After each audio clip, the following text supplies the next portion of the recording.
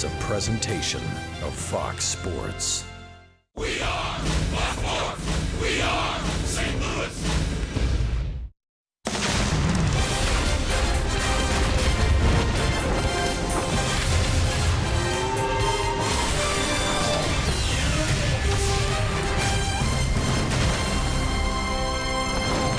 This is St. Louis Cardinals baseball. The only night game of this three-game set. The St. Louis Cardinals and the Milwaukee Brewers playing in Game 2 from Miller Park. He's in the middle of the lineup tonight for the Cardinals, and since 2009, he's belted 22 home runs against the Brewers, most against any opponent. That is your Kia in the driver's seat. And with Jim Hayes and the Cardinals Hall of Famer Jim Edmonds, I'm Dan McLaughlin. Welcome to Cardinals baseball. Mike Leake, this rotation, things have come together. What have you seen with Leake specifically? Well, I think he's just gotten to the area where he's comfortable. He's been hitting his spots. He's been getting the ball down, a little bit more velocity, kind of cutting it loose now. We're not just feeling his way through. I think comfortable is a good thing for pitchers, obviously, and he's more comfortable now and look to keep rolling, keeping the ball down and keeping this team in the game. It was great yesterday to see Carlos Martinez and this rotation coming together. It's our Budweiser What's on Tap. Mike Leake, Willie Peralta, the Cards, the Brewers, Brats on the Grill. Baseball comes your way next.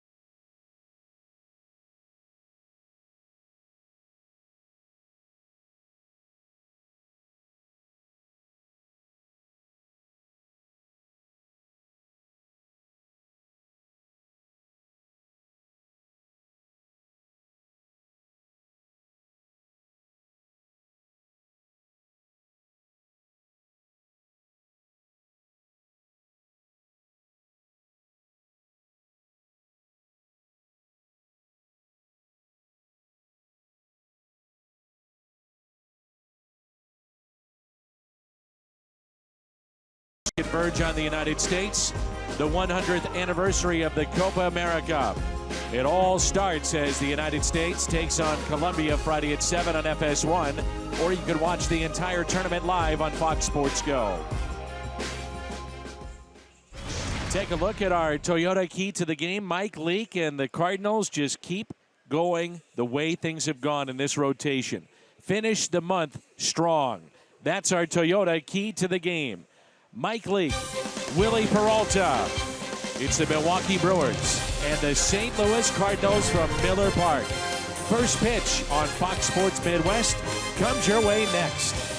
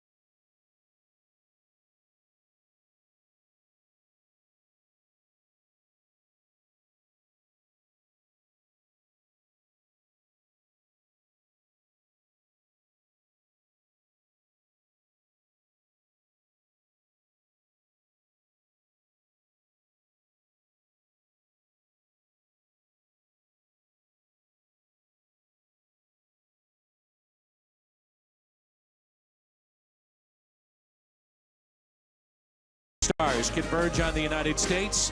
The 100th anniversary of the Copa America. It all starts as the United States takes on Colombia Friday at 7 on FS1, or you can watch the entire tournament live on Fox Sports Go.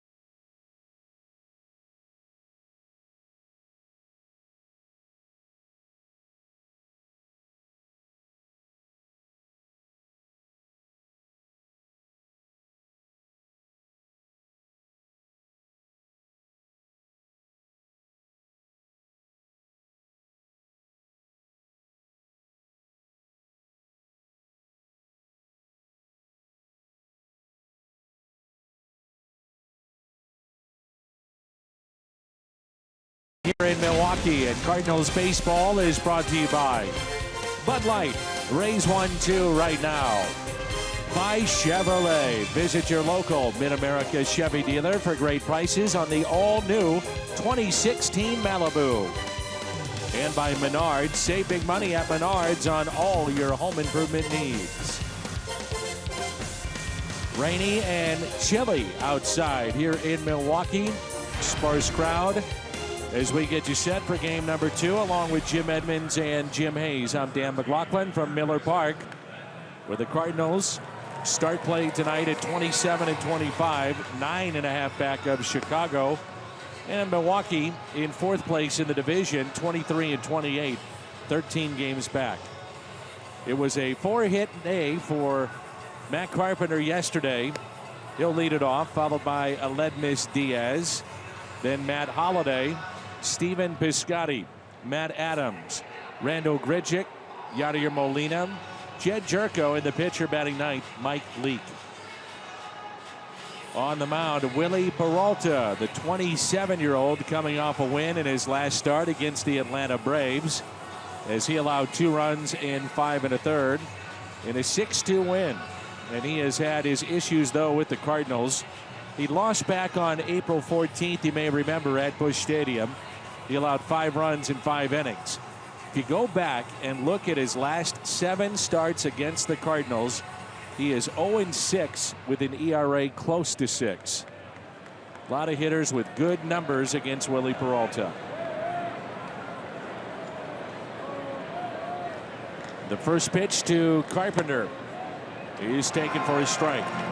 Carpenter, one of those batters in this lineup for Mike Matheny's club that has those good numbers. 16 for 35.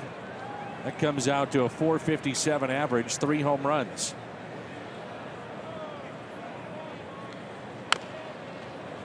Off the foot of Matt Carpenter. Not the way you want to start the game. Nice foul ball off the foot. And 0-2 to boot. But I like what you said about them facing Peralta. It's obviously they've been around, faced him a few times. Guys have some good averages. Hopefully some nice comfortable at bats tonight. Score some runs for Mr. Mike Leake.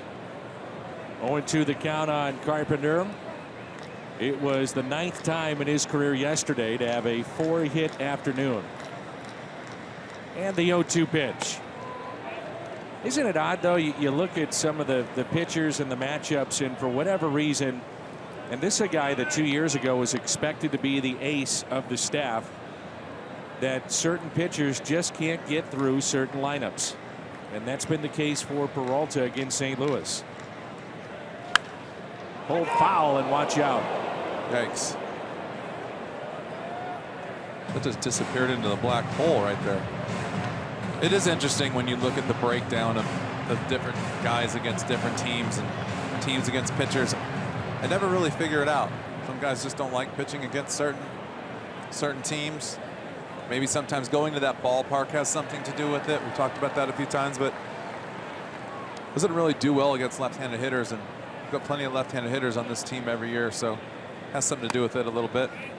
Further your point, against lefties the last 2 years, they have gotten Peralta at a .311 average and an on-base percentage of .365. So he's had all kinds of issues with those lefties. Carpenter pops it foul and out of play. And I'm sure they had a lot of high hopes on him here because, you know, the first couple of years you get your feet wet. Second year he's here, he starts 32 games and wins 11 games. It's pretty respectable, and then starts 32 games again the next year and wins 17. So yeah, and then from then on out, really not much to go on. The 2-2. So from 0-2 to a full count. And here at home for Willie Peralta, that's been an issue as well. 26 runs he's given up in 24 2/3 innings. Shake it all out, it's an ERA that's close to 9 in 5 starts this year. Spoiled by Carpenter. One thing I've seen with Peralta is that he just hasn't had a pitch to put the Cardinal hitters away. Well, you can see right there, fastball, fastball, fastball. Good hard velocity, 94, 95, 96, but pretty firm and but pretty straight. And so we talk about this every night. Guys can hit a fastball up here. 3-2 pitch, base hit. Carpenter had 2 doubles yesterday. This will be his 3rd in this series. And he's now up to 15 this season. Leadoff double, good at bat by Matt Carpenter. A 9-pitch at bat. Missouri Lottery Fox Tracks look to be a pitch up in the zone. Ball was up in the zone on the inner half, and that's the problem. Sometimes you can see LaCroix asking for the ball down. Sometimes with that velocity becomes overthrown fastballs, and they tend to end up in the top of the zone and tend to end up getting whacked.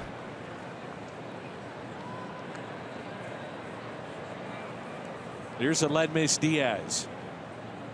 The corner is in at third. A little chopper that's foul. Past Aaron Hill. There's a lot to be said for velocity, but there's so much to be said in this league about learning how to pitch, learning how to get the ball down and moving the ball around. 95 is great, and he's definitely got a great arm, but some guys have a little bit tougher time figuring out how to not always going out there with max effort, and that means moving the ball around, get into sync, taking a little off, and not just having the 3 or 4 standard pitches. You got to give them something else to look at once in a while, and not just your everyday fastball, curveball, change, and slider. We've noticed with Diaz, he struck out twice in the ball game yesterday. Middle outer half, teams are not going inside with him. How do you combat that as a hitter if you know that's what they're trying to do? You really just have to let the ball travel and in batting practice work on. One thing I would do if it was me trying to teach is I would say, okay, you like to hit the ball hard, you like to hit home runs, try to hit one out to right center field. Infield hit. That's the third infield hit for Diaz in this series. Dobbs Tire and Auto Center's defense behind Willie Peralta, Ryan Braun, Ramon Flores, and Alex Presley in the outfield. Hill, Villar, Jeanette, and Carter on the infield. Lucroy is behind the plate. And I'm sure Craig Counsell is saying, uh-oh, here we go again with our starter. It'll be a long, tough year for Craig Counsell. It's hard, you know, like I said, you go out there, you try to teach. You can only teach so much. The games get in the way of learning sometimes. You just have to learn by example of what happens day in and day out on the field, and really just have to say, hey, you just can't do that over and over and over. This is when it's put in play. This is how you adjust. Next time you go out there, fix it. There's no spring training. There's no practice anymore. You have to fix it on the field as it goes. Well, the Cardinals as a team, you may recall a few years ago, hit .330 with runners in scoring position. They're one of the best teams in baseball this season, average at .299. And it's the red-hot Holiday at the plate. He rips it out to left, and it's 1-0 Cardinals. Carpenter will score. Holiday picks up the RBI number 30, and in his last 4 games, including tonight, he is 9 for his last 13. You called it. I walked in the building yesterday and you said Carpenter, Holiday is going to get hot and it's going to start today. And you were right. But you can see right here, this is just a flat slider out over the plate. And he hammers it. And now the man that is best in baseball with runners in scoring position steps in. That's Stephen Piscotty. His average at .489. 3 consecutive hits to start the night. Strike 1. Even right there, you see that pitch, 94. A little bit more run, tougher to handle. Down. Big difference between up and down, obviously, but just that run, that extra little bit of run gets underneath the barrel of that bat and can cause either ground ball or a foul ball. Right there, strike 1. And a good pitch.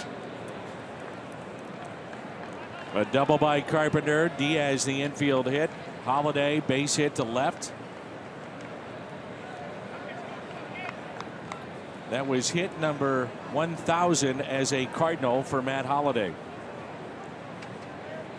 Congratulations to the Cardinals left fielder. The 0-1 pitch.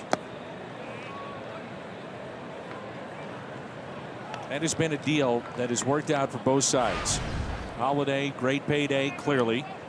And for the Cardinals, great production from left field. And you go back to when he came to St. Louis at the deadline from the Oakland A's, and that time in 2009, it has been one of the most productive deals in franchise history. Here's a 1-1 pitch to Stephen Piscotty. A little late with his swing. Pitch at 96 on the gun here at the ballpark, 95 on our gun for you back home. You talk about Holiday. That is a great deal that they made. It's funny because back in the early 2000s, a lot of the guys that were picked up along the way were just like kind of a 1-year deal and gone, or a half of a season and gone, and finally got someone like Matt Holiday young enough to stay around for a long time and lead this club. Many ways, it was you, it was McGuire, it was Darryl Kyle, it was Fernando Vina, Scott Rowland. Get a taste of what St. Louis has to offer. Hopefully you enjoy that experience for a couple of months. For you, it was a quick decision to sign an extension with the club, but that's what they did with Holiday.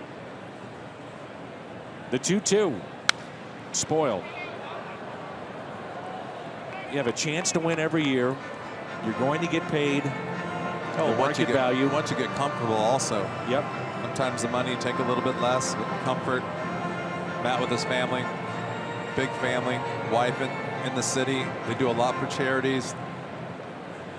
You know, you have a nice home. You're really comfortable just going to work every day here and do the best you can to stay. And the 2-2 pitch again to Piscotty. That's a base hit into right field. They'll wave in the runner Diaz. He will score, and it's 2-0 Cardinals. 4 consecutive hits to start this game for St. Louis. Nice piece of hitting again. That's RBI number 31 for Piscotty. Aledmys Diaz is up to 36 runs scored, which is in the top 5 of the National League. Closing in on Gregory Polanco, leads the National League at 38. This is why Steven's so good. You see the ball, the first pitch he got was in, then worked through the count, then got a ball middle away, and really just stayed inside it. Pushed the ball into right center field. You see Diaz hustling all the way, but Stephen Piscotty is so good because he can hit the ball in the inner half, into the left field corner. He can hit the ball in the outer half, into the right field gap, and all of it with power. And now Peralta facing one of the hottest hitters in the month of May in the major leagues. Adams hitting .393 this month, 4 home runs, 5 doubles. He's driven in 17. A double, 3 consecutive singles, a 2-0 Cardinals lead as Peralta again steps off the rubber and wants to talk it over with Lucroy. Willie Peralta, let's take a look at that Hyundai pitch arsenal. 3 pitches he features: fastball, mid-90s, a slider, and a changeup. You can see right there a lot of fastballs. Be ready to hit. Makes a lot of mistakes. Be ready to hit that fastball right away. First pitch to Adams. Off-speed pitch taken low. The 3 Mats yesterday, remember, it was the top of the lineup that did the damage with Carpenter, Holiday, Adams. They went 8 for 13 with 5 runs and 4 RBIs in game 1.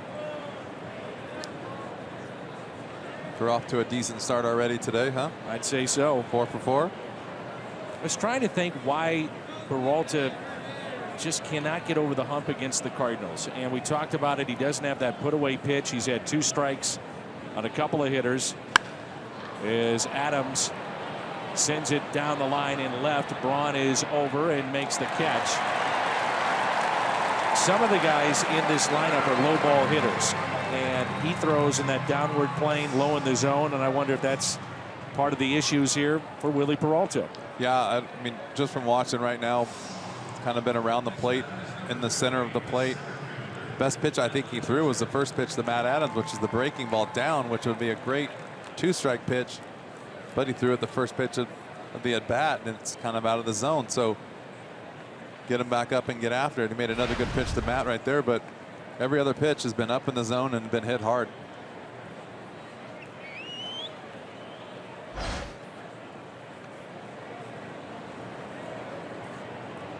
Grichuk really focused on batting practice, taking the ball to right center and to right. Pulled off some of those pitches that we've seen a lot of this year, and did so yesterday. Seemed to just pat the bat leg to remind himself to stay in, let the ball get deep, take it the other way. That's it. Just stay on that back leg and let the ball get deep. He's so strong. Easily drive the ball out of the ballpark to right center field. Here's a 1-0.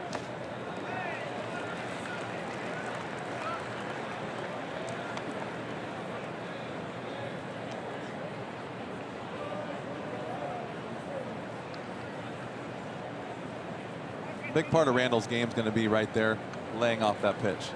Huge part, because they will just keep throwing that pitch over and over and over until he makes the adjustment. Runners at first and second, 1 ball, 1 strike.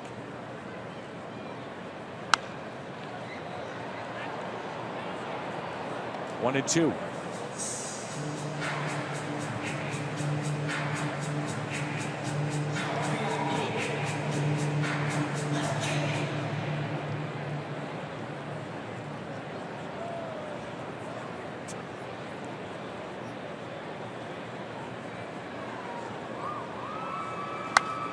On a play. You see right there, let the ball travel. Stayed back, let the ball get as deep as you can. If you let the ball get that deep, then you can just fight it off if you don't get a good swing at it. If you get out there too quick, you have nothing to do but roll over and you ground ball out. The 1-2 inside with the fastball. So fastball in. Let's see if he goes away with the next pitch. And here's the previous pitch. And this is what I'm talking about, this breaking ball. Look how deep he lets it get. So now it's traveling, and he's a little bit too deep. All you get is a foul ball. A little bit too early. Like I said, you're going to roll over, ground ball to short, or pop up. The 2-2. Pulled to short. Out at second and safe at first. You could see VR had a little issue getting the ball out of the glove. Not sure they would have been able to get Grichuk anyway, but he beats it out. Runners at the corners and a chance for Yadier Molina.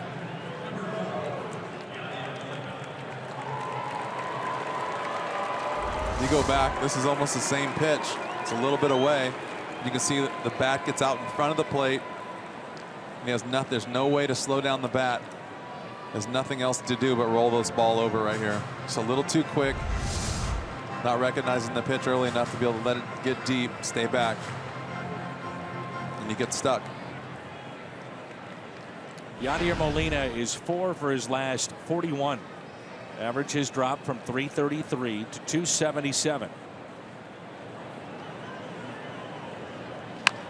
And he chops it to third, backhanded on a fair ball by Aaron Hill, and the stretch by Chris Carter. Cardinals strand 2. They pick up 2 with 4 consecutive hits here in the top of the first.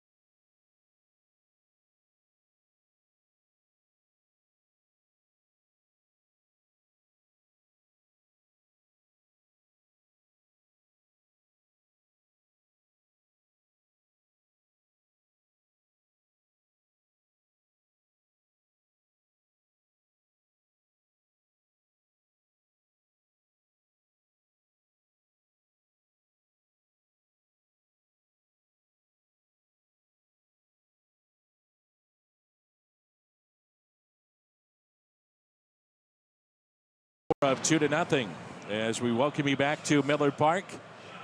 It'll be VR, Jeanette, and Braun, followed by Lucroy, Carter, Aaron Hill, Alex Presley. Good numbers against tonight's starter Mike Leake, Ramon Flores, and Willie Peralta. Leake, the 28-year-old, pitched 7 innings in his last start. A 2-1 loss to the Nationals, in which he allowed 2 solo home runs to Bryce Harper and Danny Espinosa. But outside of that, he was terrific.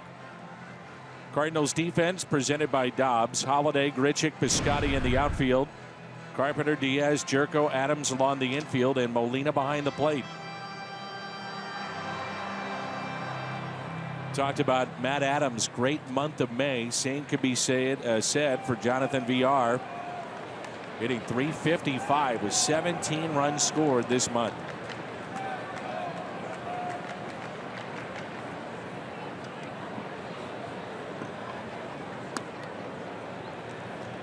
Milwaukee made the choice to go with VR, and they have a young top prospect at shortstop. Traded away Gene Segura to Arizona, who's now playing second base, and he's off to a good start.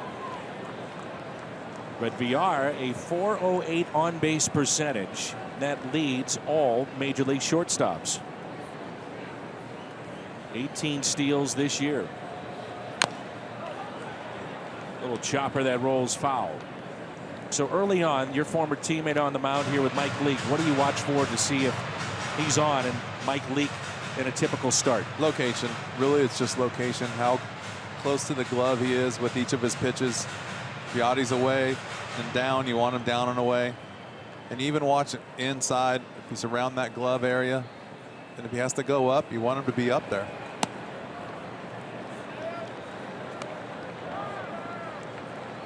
Sometimes it's tough, you know, first inning trying to work out just a little bit of a feel back on the mound here in a different park.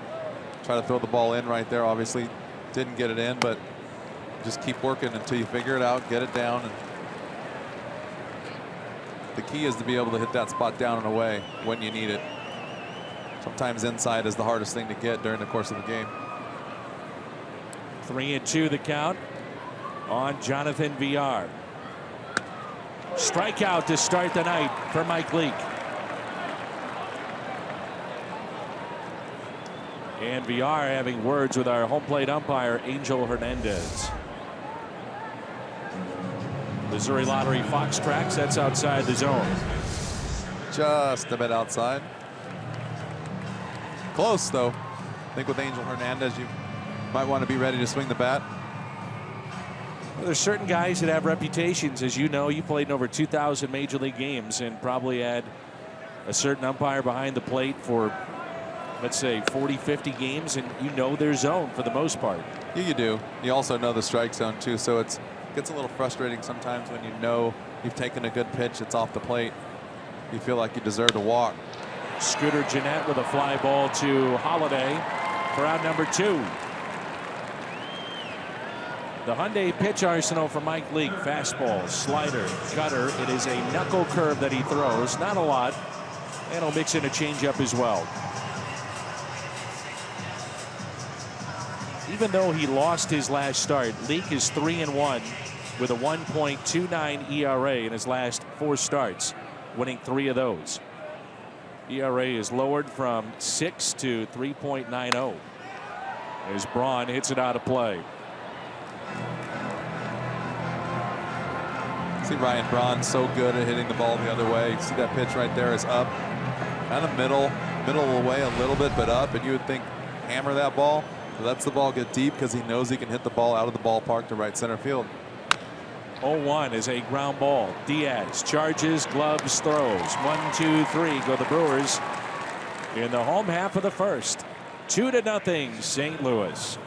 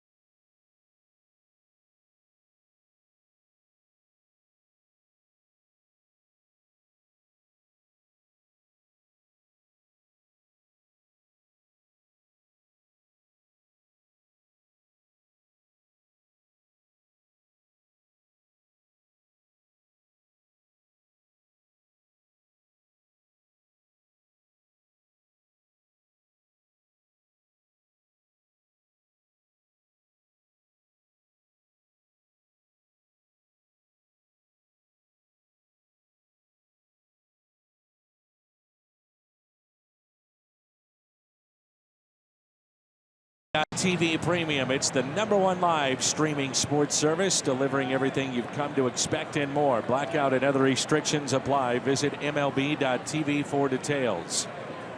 Here's Jed Jerko to lead it off, and he takes a ball low.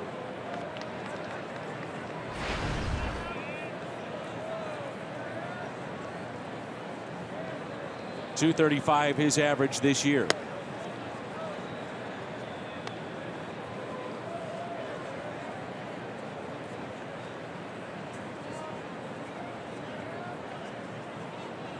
Jerko is 2 for 5 in his career against this right-hander.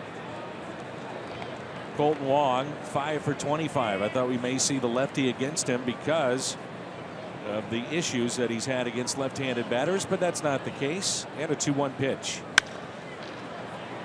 Jeanette positioned perfectly up the middle, makes the play.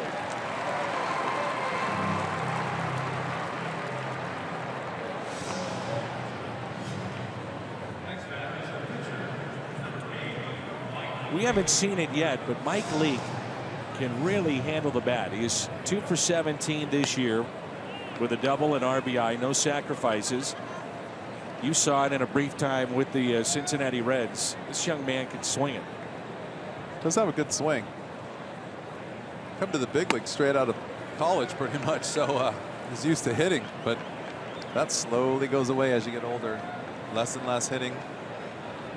Kind of hitting with the pitchers and a little bit here and there, and that's about it. So I think over time your good hitting pitchers that are young kind of fade away into the distance. He's a draft pick in 2009, 8th overall by Cincinnati, and he played at Arizona State, had 40 wins in 3 years. When you do that in college, that's an incredible amount of wins. 40 in 3 years. His head coach, by the way, was Pat Murphy, and Pat Murphy is a bench coach for Craig Counsell and the Brewers. Pat Murphy was a head coach at Arizona State as well as Notre Dame, and that's where he got to know Craig Counsell. Counsell played at Notre Dame. He was born in South Bend, had a relationship with the coaching staff there, and then when he played in Arizona, he actually lived at Pat Murphy's house because he was the head coach at Arizona State. And now the two have reunited here with the Milwaukee Brewers. It's a lot of harmony right there. A lot of crossing of lines and friendships and a whole lot going on.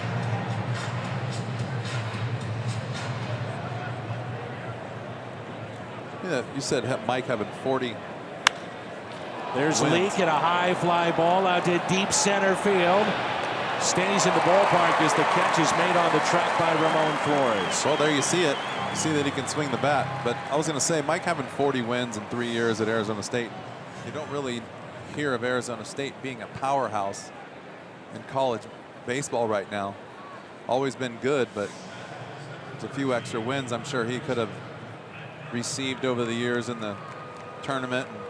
The farther they play along during the course of the year, so that's pretty special. Brett Wallace, Cardinals of course drafted him a few years ago. He won the Triple Crown 2 different years. Played at Arizona State. Jason Kipnis, Dustin Pedroia. Pretty good players have come out of there. Won Barry Lamar Bonds as well. There you go. He wasn't bad. Wasn't bad at all. Turned out to be a pretty good player. As Carpenter looks at a strike low, 1 ball, 1 strike. It was a 9-pitch first at bat. And you just wonder if that just sets the tone for everything else. Picked up a double, came around to score.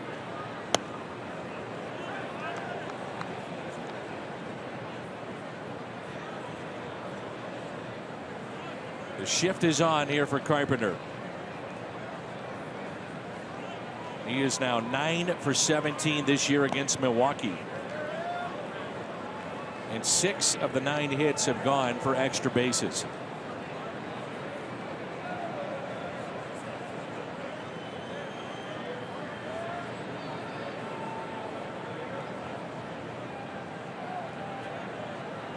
The 3-1 pitch. One with the changeup.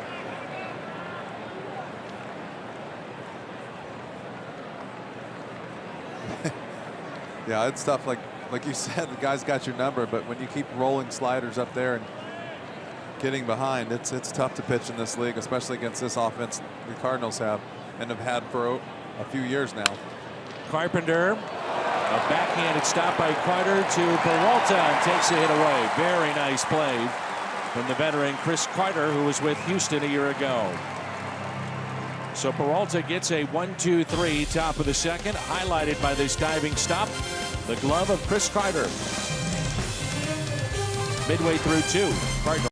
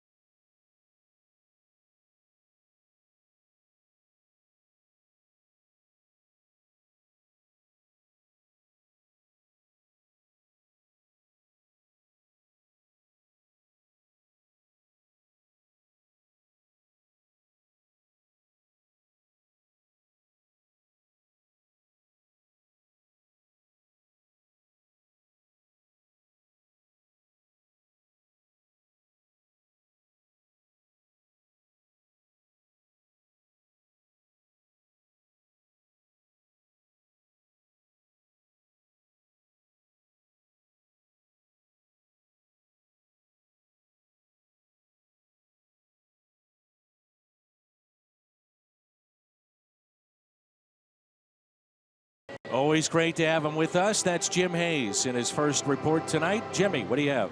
Well, he's already had an RBI single. Clearly, Stephen Piscotty feeling much better today after a rough one yesterday. Stephen battling a little case of food poisoning. Seems Stephen got a hold of a bad burrito Sunday night. Came to the ballpark feeling fully recovered today. And what did he find when he got to the clubhouse? They were serving Mexican in the players' lounge. Stephen told me he took a pass. Dan, good thing they also had chicken salad. That's what Piscotty went with. Chicken salad, huh? Can't have another burrito, Danny. Not after that. No. Jimmy, what do you have? I had some chicken salad today out there in that locker room. It was pretty good. Gave it a thumbs up. You were happy? I gave it a thumbs up. I don't have to worry about sitting next to you tonight? Nope. Bill did a good job down there. Little chicken salad. Little tuna fish goulash. Whatever the heck you call it. Huh. Sounds wonderful. Out to deep left center field. This ball is gone. It's a home run. Jonathan Lucroy, his 9th of the year.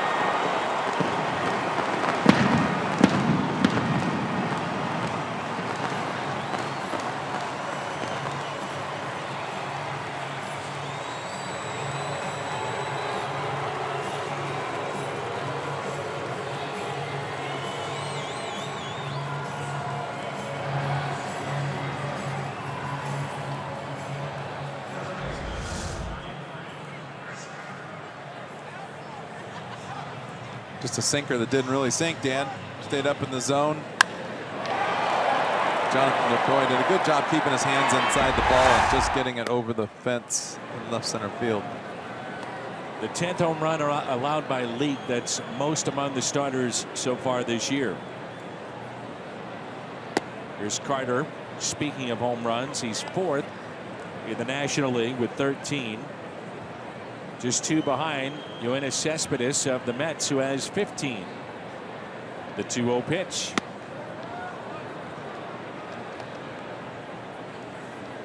Jonathan Lucroy could be a nice chip for the Milwaukee Brewers to put out there in this rebuild. We can say it's a rebuild. They've come out and publicly said it's going to be a competitive season on the field in terms of trying to stay competitive. It's going to be hard. But this is a rebuild for us, and there have been teams that have said they do definitely have an interest in Lucroy. He can play first base. Ryan Braun would be another one. Fouled back for strike 2. 3-2 the count on Carter. Jonathan Lucroy's done a really nice job over the last few years of just getting better day by day. When he first came up, it was a question whether he could stay in this league, and it's kind of just gotten better and better. Throws better. He's gotten better with the bats. Nice the catcher. Does a good job. Been watching him since he came up. Also, he's in the final year of his deal with an option, club option for next year. 3-2 pitch. And a strikeout number 2 for Mike Leake tonight.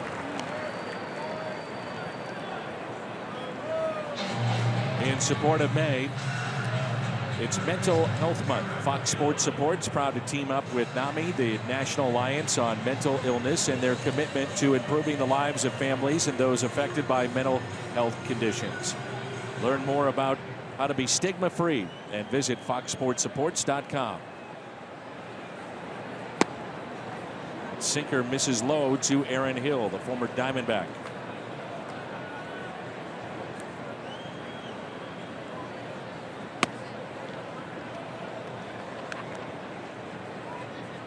Lucroy was a third-round pick, by the way, in 2007. A Ragin' Cajun from Louisiana Lafayette. That's popped foul and out of play.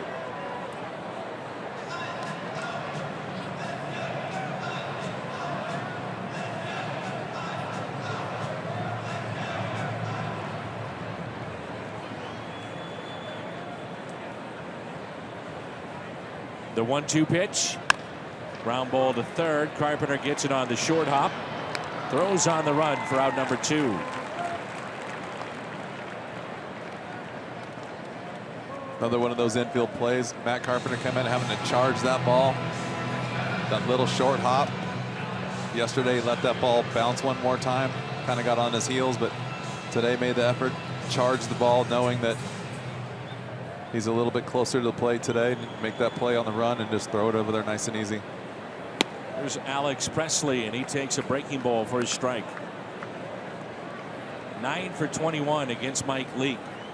2 home runs, 4 extra base hits. 2 outs, nobody on. You obviously were a great fielder, 8-time Gold Glover. You probably loved playing behind Mike Leake and the pace that he goes at his games. It is quick. Pace is always nice, and when he throws strikes like this and the ball gets hit around a little bit, keeps everyone on their toes. You know he's going to throw a strike, and some days you get to go to a nice dinner afterwards because it's a quick game. That's Leave it to you, Jimmy, to be worried about the dinners. That's when you want to take him out to dinner and buy him a nice steak because it's gotten you out of the clubhouse where the Mexican food is being served today. And a ground ball. Slowly hit to second base and handled easily by Jed Jerko. Lucroy with home run number 9, RBI number 27, and the Brewers get on the board.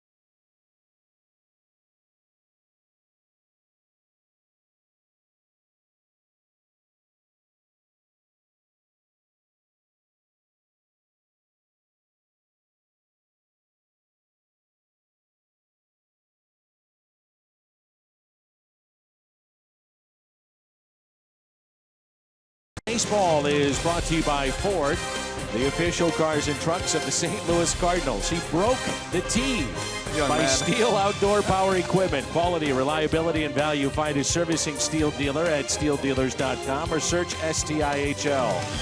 And brought to you by the Missouri Tobacco Quit Line. Call 1-800-QUIT-NOW.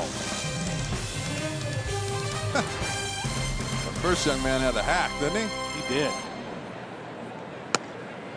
Strike two and Ledmus Diaz. We're underway here in inning number 3.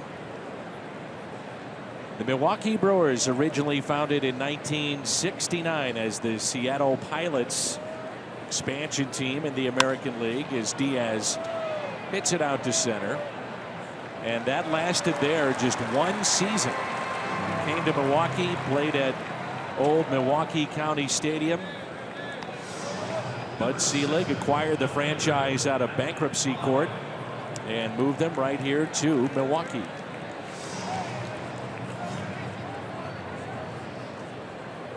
And the Cardinals, as you get a look at a Gorman Thomas jersey, have played so well at this ballpark.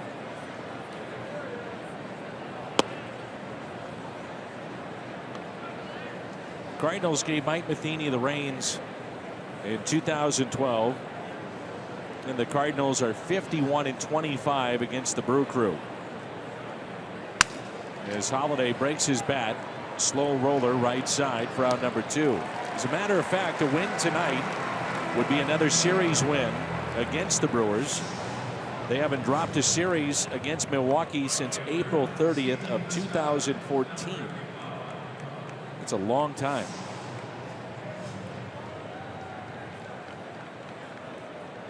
Your teams, Jimmy, would come in here and it just felt like automatically 2 out of 3 or maybe a sweep.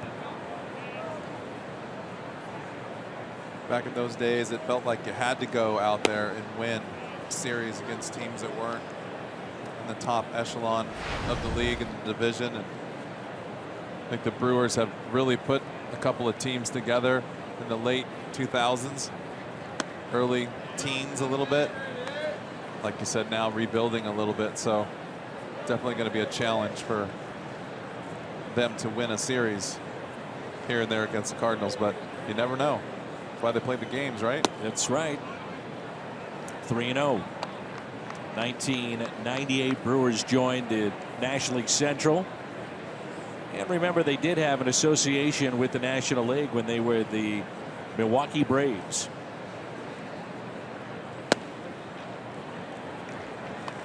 County Stadium, if we're playing that ballpark tonight, it would be cold out there right now.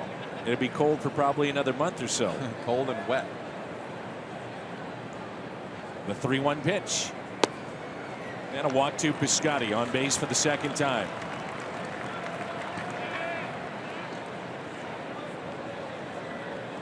That's tough. If you came up through the Brewers system and all of a sudden you're part of the Milwaukee Brewers playing at County Stadium for 2 months as a hitter, trying to get loose, fastballs in on your hands, one off the end of the bat, that would hurt. You're looking at me like, hey, tell me about it. Yeah, it's not fun to hit in the cold. It is not fun. You figure out any way you can. Thicker batting gloves, some tape around the barrel.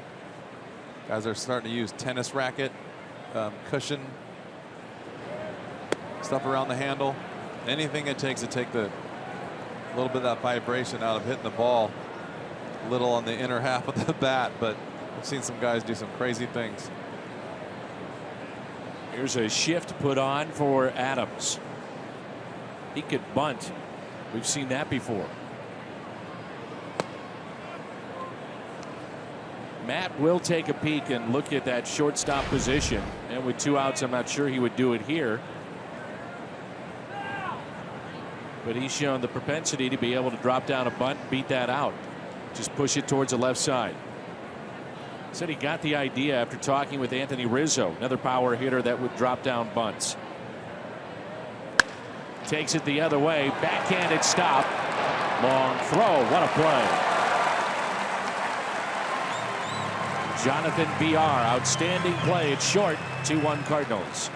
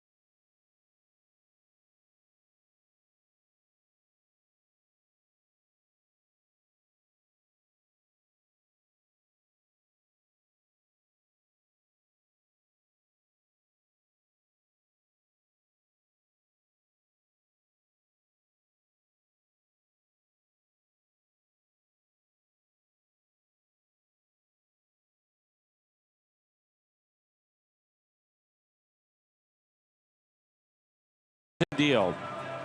Cardinals get 9 hits tonight. You're invited into Krispy Kreme tomorrow. Receive a dozen of their original glazed donuts for only $3.99. And stop by one of the 4 St. Louis area Krispy Kreme locations near you. Breaking pitch drops in for a strike, and we're underway here in the home half of the third. Ramon Flores, center fielder, that's batting .216, then Willie Peralta and Jonathan Villar. Ground ball that's hit to Jed Jerko, and he makes the play. Good to see the ground balls. That's the 4th ground ball out for Mike Leake. His last 4 starts, 56% ground ball rate. First 6, it was around 46%. So if he gets the ground balls, usually that means success. Yeah, and that ground ball doesn't mean necessarily that the ball is down in the zone. Just means it's got a little late life, a little late movement at the end. As a hitter, you go after a pitch and then just kind of dives right at the end, gets to the bottom of your bat. Nothing you can do but hit a ground ball in the infield. Peralta 1 for 16 this year. 3 RBIs. Here's an 0-1 pitch.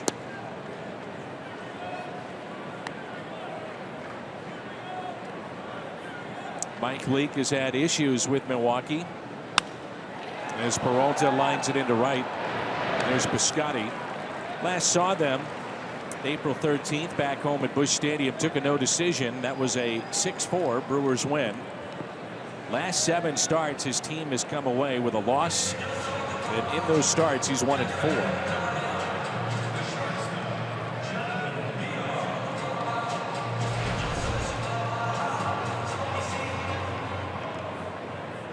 Here's Jonathan Villar.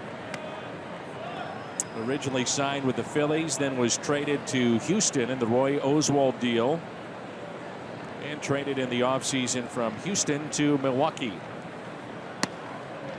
2 balls and no strikes. He struck out looking his first time up.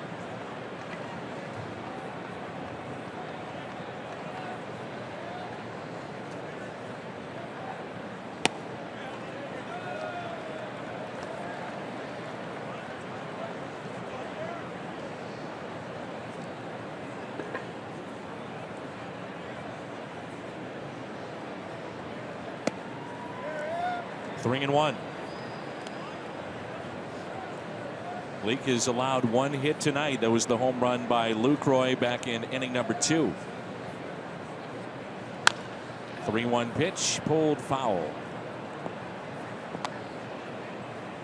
See that same thing right there. That ball's down in the zone, but not at the bottom of the zone. And just they try to attack it. And it sneaks underneath the barrel a little bit.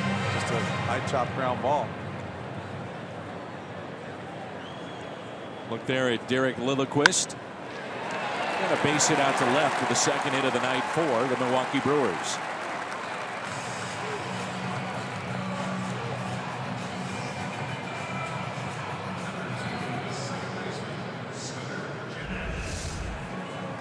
Just as I said, I spoke a little too soon, and Jonathan Villar just does a really good job right there, staying inside the ball, getting the barrel down, inside out, hit a line drive to left field, and that's textbook against a sinker ball pitcher. Make him get the ball out over the plate, just try to drive the ball the other way for a lefty. Scooter Gennett flied out to left. And a fly ball lifted out to center, going back with room. Randall Grichuk, and he puts it away. Brewers have left 1 on. We played 3. It's 2-1 St. Louis.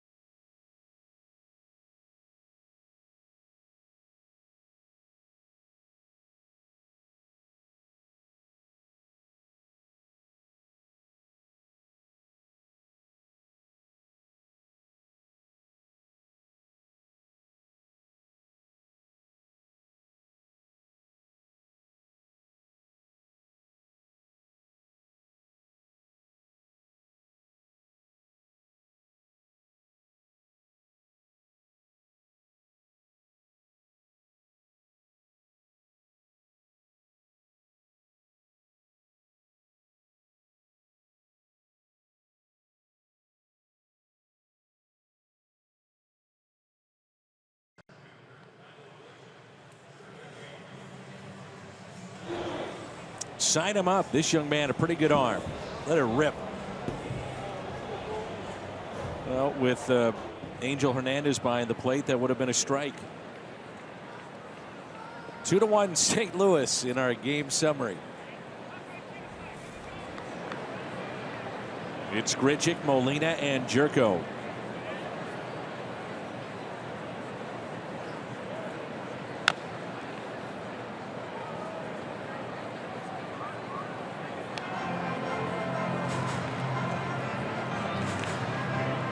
Grichuk grounded into a fielder's choice his first time up. Molina on deck, and then Jed Jerko.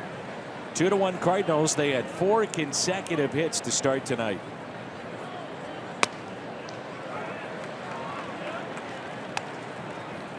Mentioned that Craig Counsell played collegiately at Notre Dame for his bench coach Pat Murphy.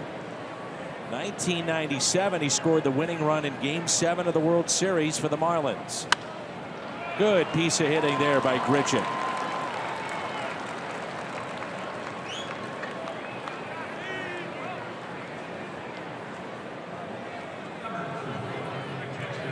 Brings in Yadier Molina. Good job of hitting right here. A little bit of the Fox track showed the pitch before that was a little off the plate, so he went out there a little bit further. Got himself a base hit to right. You know what people forget about Craig Counsell? They know he scored the winning run. They forget that he tied the game up in the 9th with a sac fly and an RBI. And it was your former teammate Edgar Renteria with a base hit off of Charles Nagy that scored Craig Counsell, and the Marlins had won the World Series. And Renteria was part of the fire sale in Miami and wound up in St. Louis in 1999. Played 6 years for the Cardinals. Thank you very much for that fire sale, by the way. He was one of the best teammates ever. A lot of fun to watch at shortstop, too. Sure was. Clutch hitter, clutch player. Gamer. Armando Almanza, Pablo Ozuna, I think, was part of that deal. I know Braden Looper. And Looper, we're talking about how things come full circle. He's now working for the Cardinals. Here's an 0-1 pitch to Yadier Molina. Looper helped the Marlins win a championship in 2003 working out of the pen. Signed a 3-year deal with the Cardinals. When he came to St. Louis, the idea would be that he'd be in the bullpen and then transition to the starting rotation. Did a nice job. Did a really nice job. And I think Edgar Renteria might have gotten a game-winning hit in San Francisco also, didn't he? He did. Got the game-winning hit. Tough play here for Lucroy, and he got him. Wow. A tremendous play by Jonathan Lucroy with a pick and a throw and an out as they catch Randal Grichuk. How good was that? Good enough to get the thumbs down there from the Cardinal bench. That's a solid pick and throw, and you can see he has gotten really good behind the plate. Doing a good job for this team. Picked that ball cleanly and threw the ball right on the money. The Brewers have a caught stealing percentage at 47%. Only the Royals better. That's the 20th that Lucroy has gotten this year. You can see a little tag to the face. Helmet tag. The 2-2. Foul ball. Back to Edgar. I think that game-winning hit with the Marlins might have been when he was about 18 or 19 years old, and then I think the game-winning hit he got for the Giants was the last one of his career. So first year and last year, go out with a game-winning hit and start your career with a game-winning hit in the World Series. Was this a strike? Let's take a look. Chevy Fox tracks. See, Yadi was not happy with this pitch for good reason. Yadi knows the strike zone, but he also knows that his pitcher's going to probably get that same pitch a few times tonight, so can't really complain too much. At least not yet. With 2 outs, here is Jerko, grounded out to second. I got a kick out of Renteria because he told everybody he did not know English, at least in the media. And he understood English better than most people that grew up studying English. He's a beauty. Wow. Jerko having words with Angel Hernandez. Will Little is the first base umpire. The crew chief Ted Barrett at second. Lance Barksdale down at third.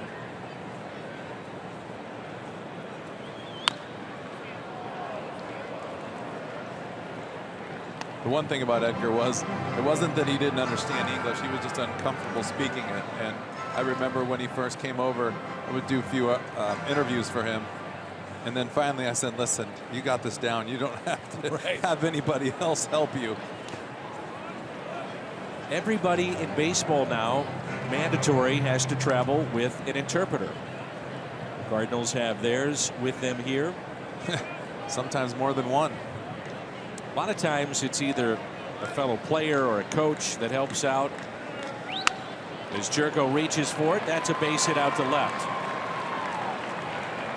Thinking two, on his way to second base, and he's out. Nice pick by Scooter Gennett and a throw by Braun. So 2 outs at second base for the Cardinals here in the top of the fourth, and an outfield assist for Ryan Braun.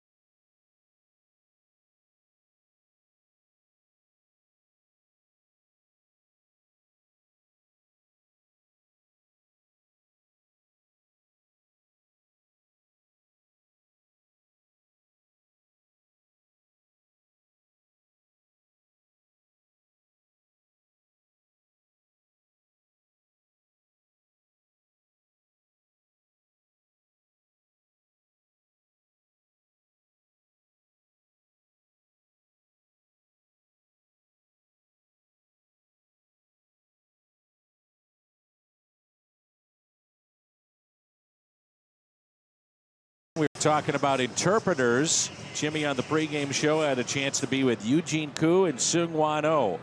So, Jimmy, what happened?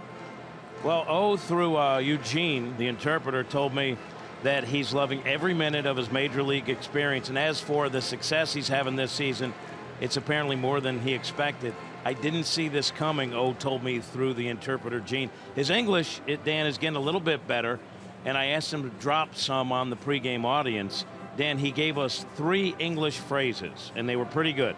Hello, how are you? Let's have fun. And sorry, maybe next time. That last one, Dan, he reserves for media, and I get the feeling I'll be getting that response if I ask him to ever come on the pregame show again. Jimmy, I think you used that phrase a few times, too. Just for Jim. Good stuff, Jimmy. Thanks. Here's Ryan Braun, who has the outfield assist to end the top of the fourth.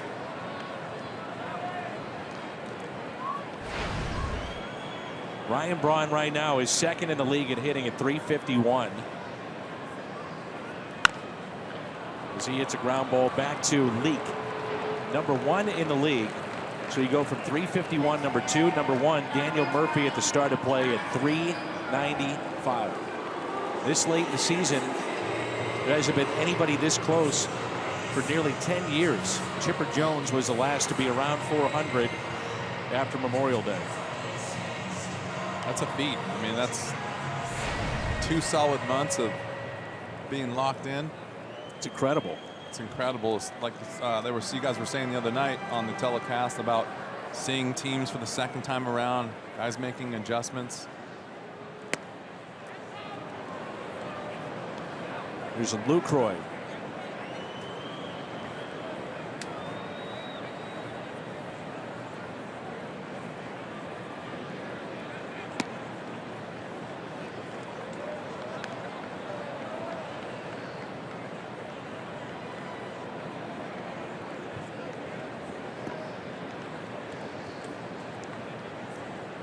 Jim Hayes doesn't miss much here with the Cardinals. 3 balls and no strikes. Lucroy with his 9th home run back in inning number 2 to make it a 2-1 St. Louis lead.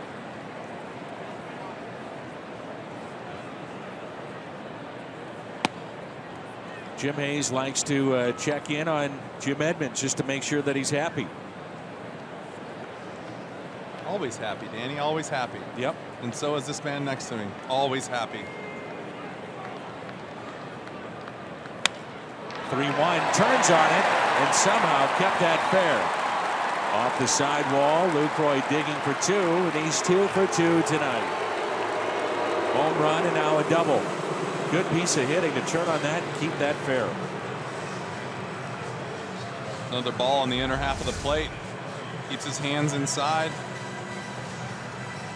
See, that ball's barely on the plate.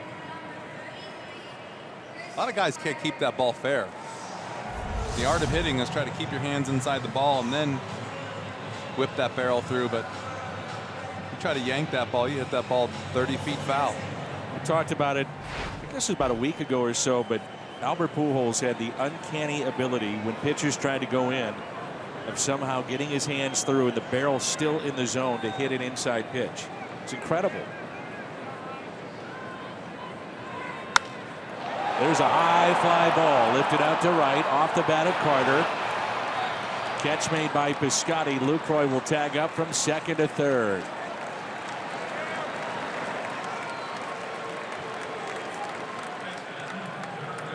I've been watching Chris Carter for a couple of days now and seen some highlights of him over the years. If I'm pitching, he's not getting a fastball. No.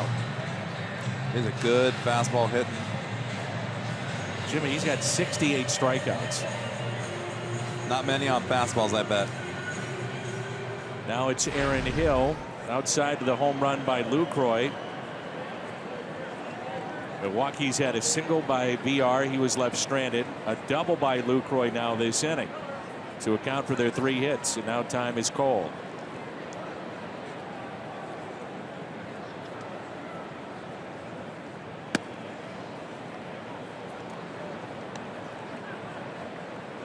Danny, sometimes I was wondering if you were hanging out with Eugene and O, because I usually get that sorry maybe later when I ask you for dinner.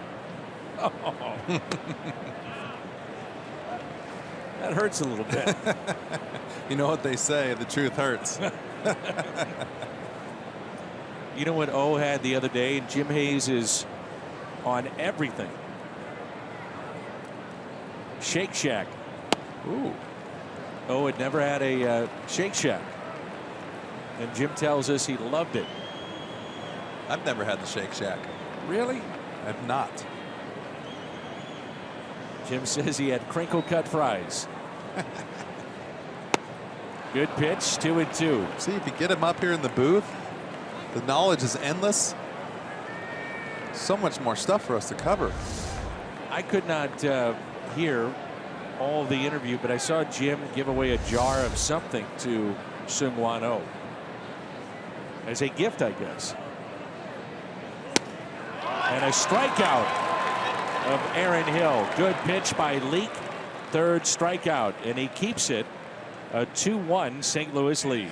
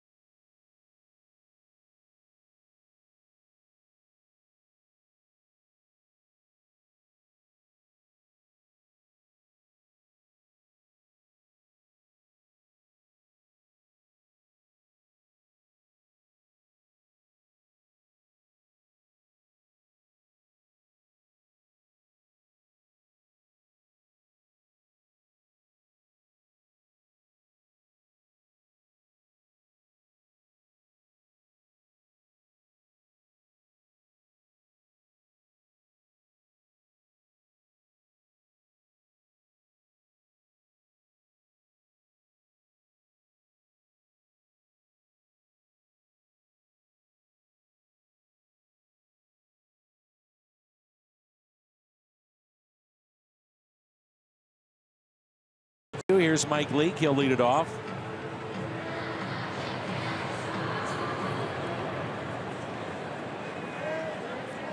A 2-1 St. Louis lead. Peralta gave up 4 consecutive hits to start this game.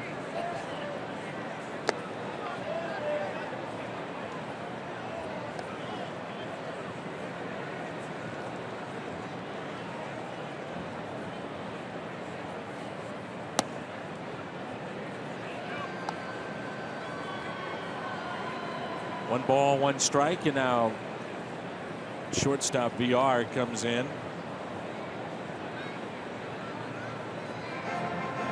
What do you think that conversation's about with the pitcher up? I don't know. I mean, it'd be one thing if they played together. But I don't know.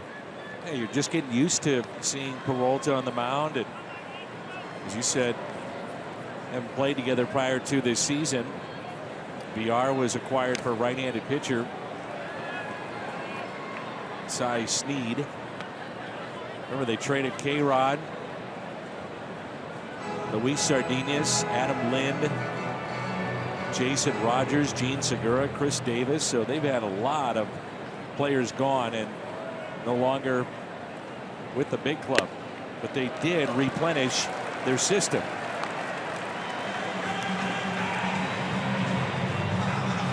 Cardinal fans, Hyatt Regency St. Louis at the Arch is offering an incredible Cardinals package this season. Overnight accommodations, tickets to a weekend home game, personalized Louisville Slugger bat, and a $25 food and beverage credit to Brewhouse or Red Kitchen and Bar. 655-1234 to get your tickets, or stlouisarch.hyatt.com. Here's Matt Carpenter. Carpenter with his double back in the first, 15th this year. Cardinals have not hit a home run tonight. They've had a home run in 6 consecutive games and 9 of the last 10. They come into play just 2 back of the Mets with 68 home runs. The Mets with 70. I did not see that coming out of spring training.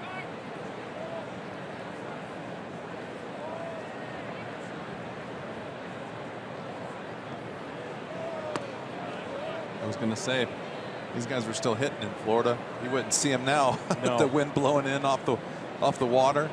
Spring training is a chore for especially left-handed hitters and guys that hit the ball into right center field. Kind of really, really tough place to gauge how your spring training is going. Hitting the ball in the air in Jupiter, Florida some days. That's ripped out to right field. Carpenter easily could be 3 for 3. He was robbed last time up by Chris Carter. So he'll take a 2 for 3 night so far.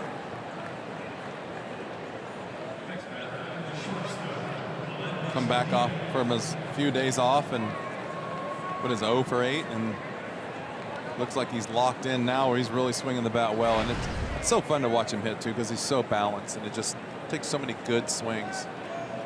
It's actually kind of odd when you see him kind of swing off balance. Get used to watching him take such good swings over and over and over. Inside pitch to Aledmys Diaz. Had an infield hit back in the first, a run scored. Cardinals have 2 players in the top 5 in runs scored, one being this man here, Diaz, and then 2 back of him, Stephen Piscotty. Here's a 1-0 pitch. Ground ball off the glove of Peralta. Tough play here for Jeanette, not in time. That is the 4th infield hit, 4th for Aledmys Diaz in this series.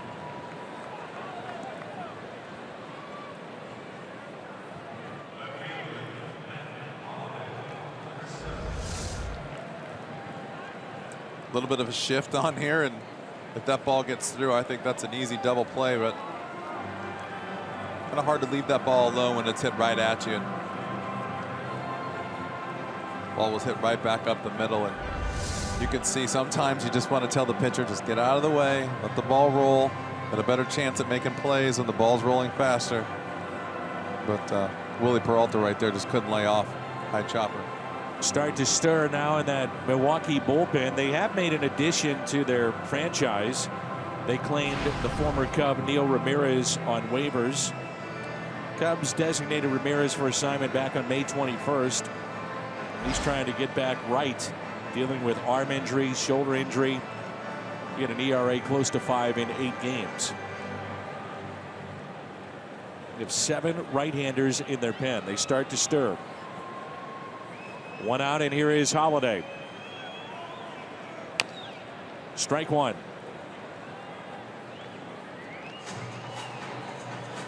We saw yesterday his 17th home run here at Miller Park, and among opposing players, that's 3rd best behind Aramis Ramirez and Albert Pujols. Both had 19 at this ballpark, and the 27th home run overall hit by Holiday in his career against the Brewers.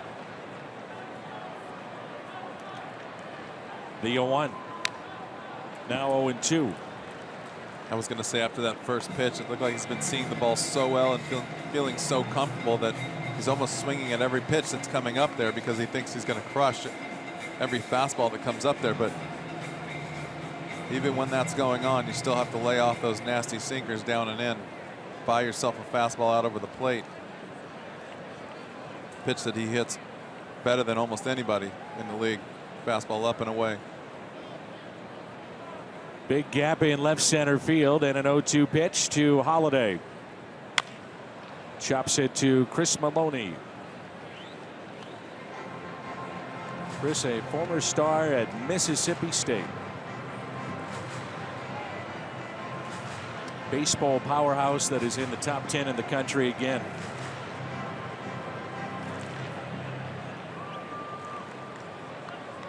Mookie Betts, Red Sox right fielder, has 3 hits tonight, 5 RBIs against Tampa Bay, and looking for his 4th home run.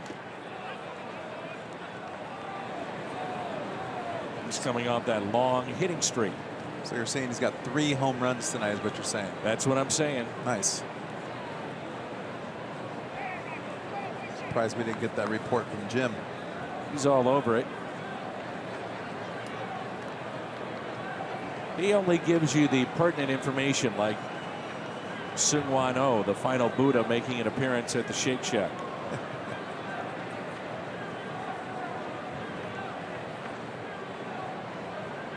The final out, Stone Buddha. Maybe he's now the middle relief magician. I don't know. The final boss. How about the get you next time guy? Get you next time. Reserved for certain members of the media.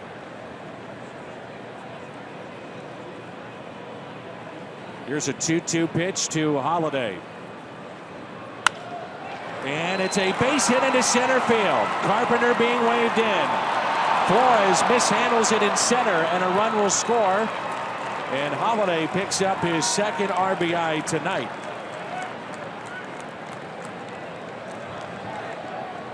And it's 3 consecutive hits from the top of the lineup again.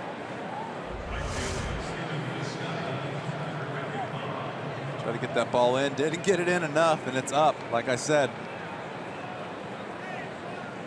Carp with a good jump. Maloney waving him in. He's going to need some ice after the game after just that one play right there. It was a vicious waving of the runner. Vicious. Must have learned that at Mississippi State, huh? Here's Stephen Piscotty, on base twice with a walk and an RBI single. Pitch in the dirt. 90 pitches for Willie Peralta's. Craig Counsell's trying to squeeze him through 5. He is due up 3rd in the bottom of this 5th inning for the Brewers. Holiday at first, Diaz your runner at second base.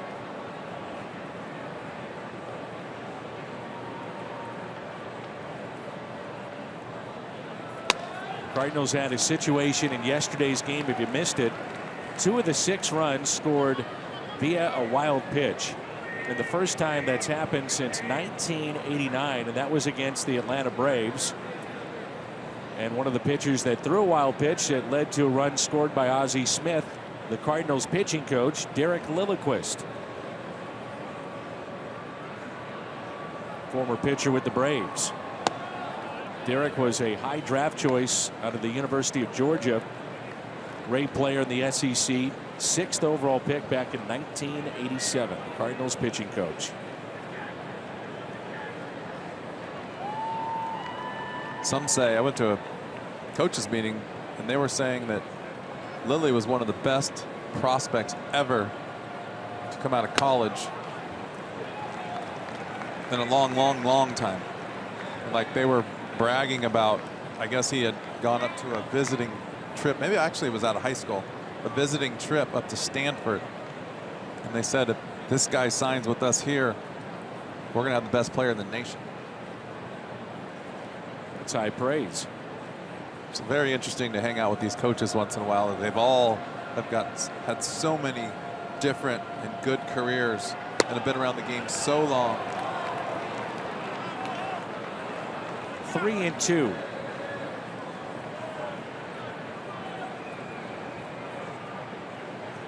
What'd you think about starting the runners here?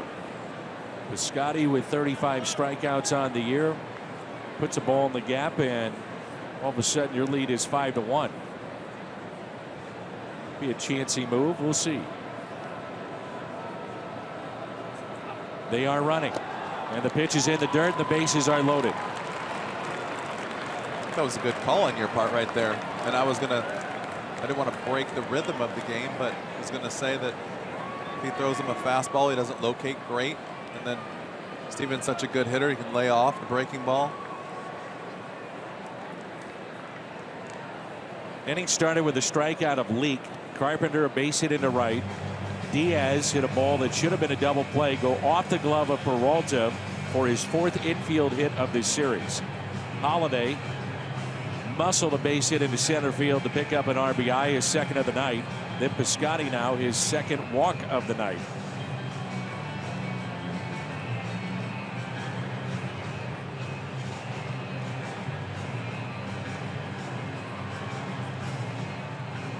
The pitching coach is Derek Johnson.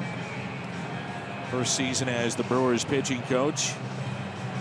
And college baseball fans would know his name quite well. He was the pitching coach at Vanderbilt up until 2012. Vanderbilt, a powerhouse in college baseball. Bases loaded now for Matt Adams. Adams robbed last time up by Jonathan Villar in a terrific backhanded play. Also flied out to left with 2 runners on. 1 out, bases loaded, first pitch.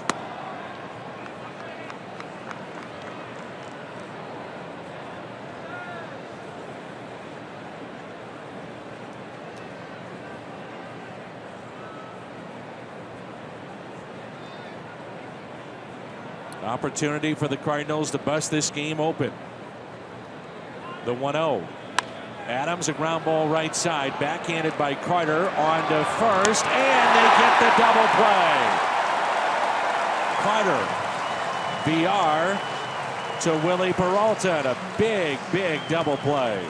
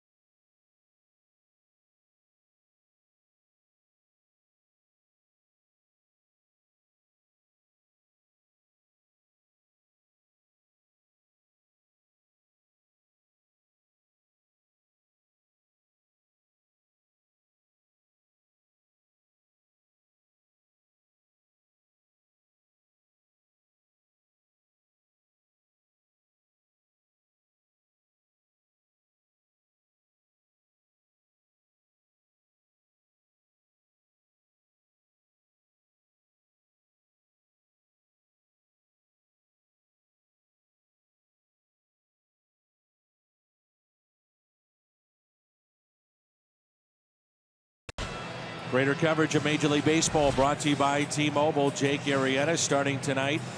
First time to face the Dodgers since his no-hitter of a year ago. Salvador Perez leads the American League in all-star votes.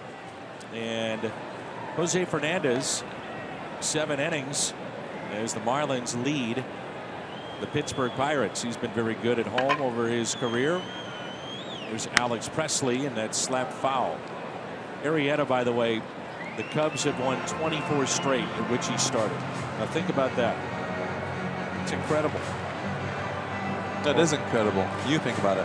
Although, well, I have thought about it. That's what I'm bringing up for you to think about.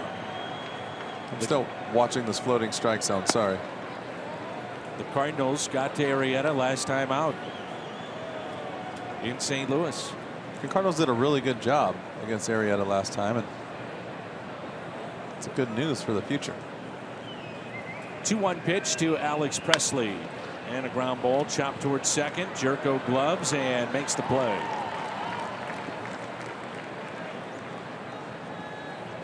Sunday, June 5th, this Sunday, great giveaways for both adults and kids. That day, 30,000 fans ages 16 and older receive a Cardinals pool tote. That's courtesy of Apple Vacations. Also, kids 15 and younger entering with a ticket receive a beach towel featuring Fredbird. It's the kickoff to summer weekend at cardinals.com/promotions. We should mention, just in case you don't know, Sunday is a Sunday night game, which will begin at 7:05. So if you have a ticket, it is a 7:05 first pitch this Sunday. That's a series against the Giants in which the Cardinals do not face Madison Bumgarner. Flores grounded out to second, first time up, lines it out to left, late break Holiday, and it drops in for a base hit.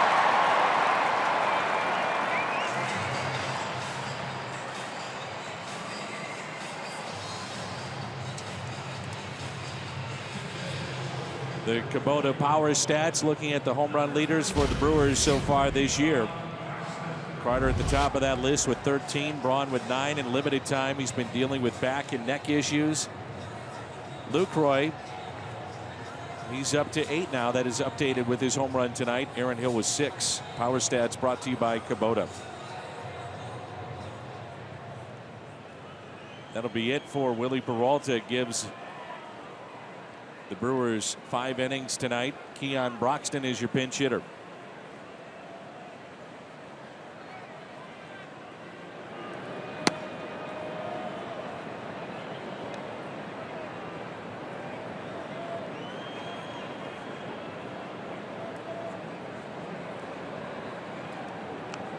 Roof is closed tonight. This ballpark opened up back in 2001.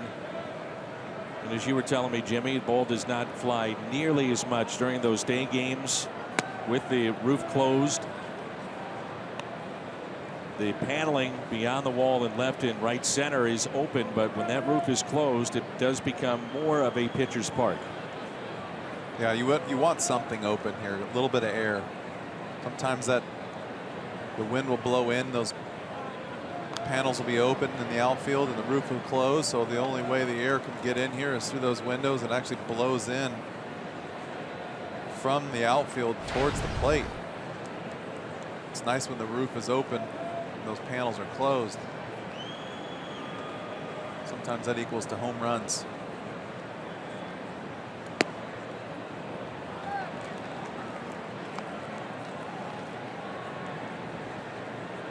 Broxton is 3 for 39 this year. 0.88 average. 2 balls and 1 strike.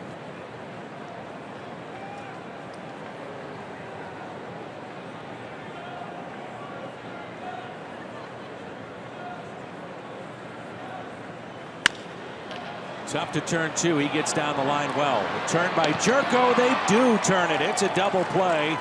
6-4-3 on the double play. Diaz, Jerko to Adams.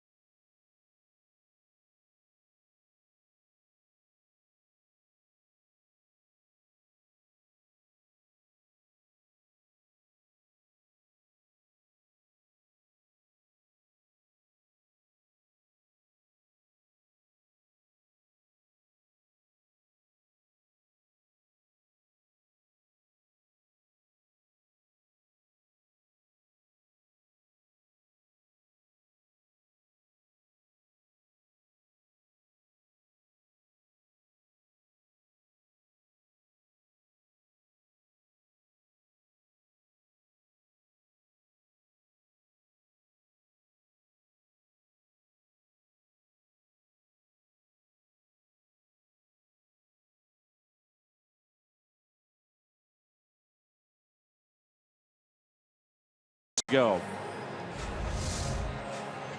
Get a good look at it from over the top right here.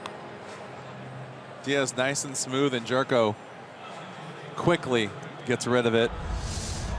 Mainly because of a really good feed. You can see Diaz got rid of it quick, but he didn't rush.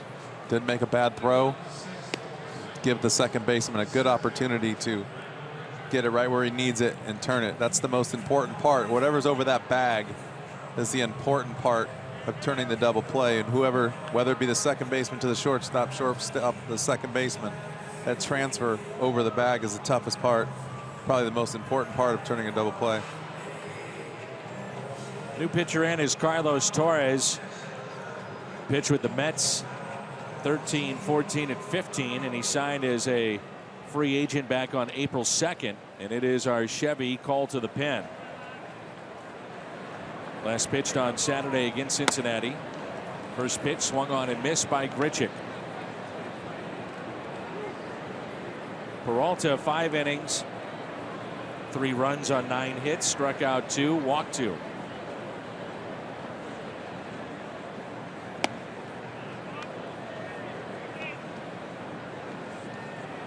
Torres was selected by the White Sox 15th round back in 2004. He's pitched over in Japan. He's been with the Rockies, the Mets, the Braves, and now the Milwaukee Brewers. And the 1-1 is hit off the end of the bat into shallow right field. Presley puts it away as we take a look at the Hyundai pitch arsenal for Carlos Torres. Right-hander features. Fastball, cutter, and a curve. Grichuk 1 for 3, and it brings in Molina. You can see there 70% cutters. Reason why Grichuk went up there looking for that ball out over the plate. That first swing was a good swing, got a little deep. Got another cutter off the end of the bat.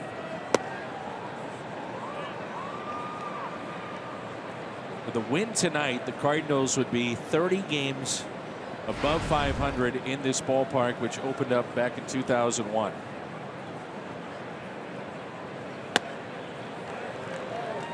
Miller Park, located in the parking lot behind the County Stadium. And St. Louis owns the top record of any visiting team here against the Brewers. 1 ball, 2 strikes. Like I said, it's a good place to play. It's comfortable, good hitting ballpark. Did a nice job in the visiting clubhouse downstairs. Good friendly people. It's like a second home here. Nice booth up here. I like this facility. Ground ball to second. Scooter Gennett. BJC Healthcare. Difference maker. The difference is unquestionably the home runs. This time last year 40. Now this year with 70. 2 back of the Mets with a league lead. It's interesting. You talk to John Mozeliak and he says, well, we're not surprised. We thought this would be a very good offensive club. Adding Jerko, Holiday healthy, Adams healthy, Molina healthy. Makes sense. Brandon Moss, another year removed from surgery. He's got 9 home runs.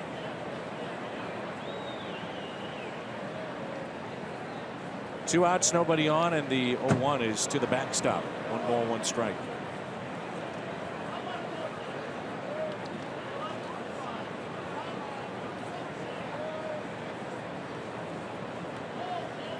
I think it's interesting too. You talk about that. No one ever sees, or no one anticipated seeing this, but you never know about home runs during the course of a season. Shocked when people aren't hitting them at all, but it is kind of shocking to see that there's so much more this year at this time than what they played. A little over 50 games. What did it say? 30 more home runs in 50 games. That's some damage. All because of that guy right there, I bet. John Mabry doing a good job. He's flexing his muscles this year. And it hasn't even gotten hot yet. We're not even into the summer months when the ball seems to carry a lot more.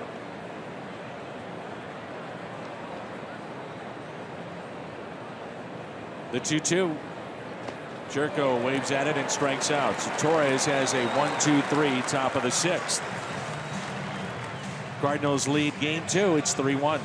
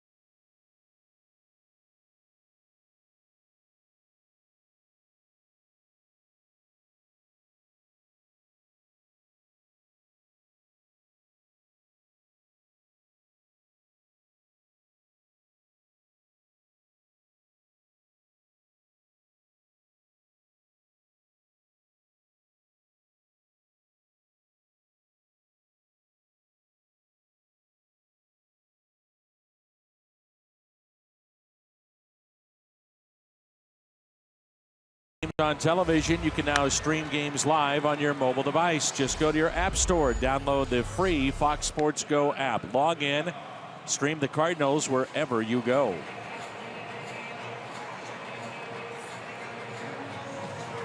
Big win moments ago for Bratwurst. The world famous sausage race. World famous. Made even more famous by Randall Simon, you may recall. I do recall. And the Brewers came from behind, too. Legged it out at the end.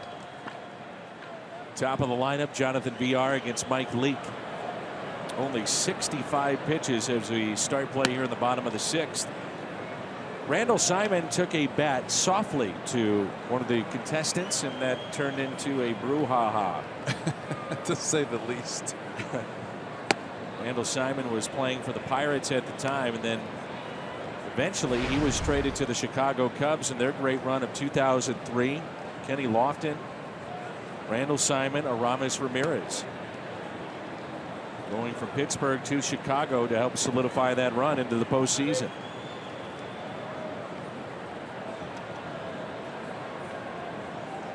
Here's a 1-2 pitch. They were oh so close that year to getting to the playoffs.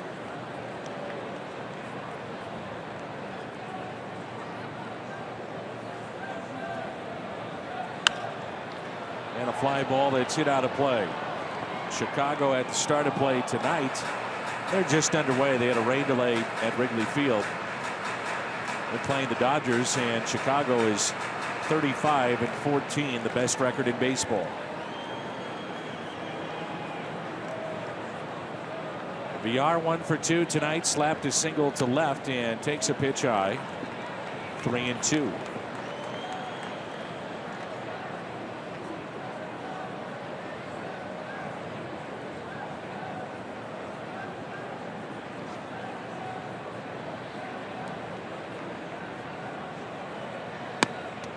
And that's ball 4.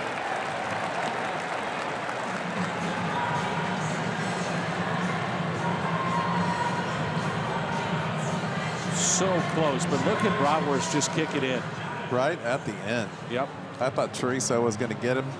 Teresa just ran out of gas at the end.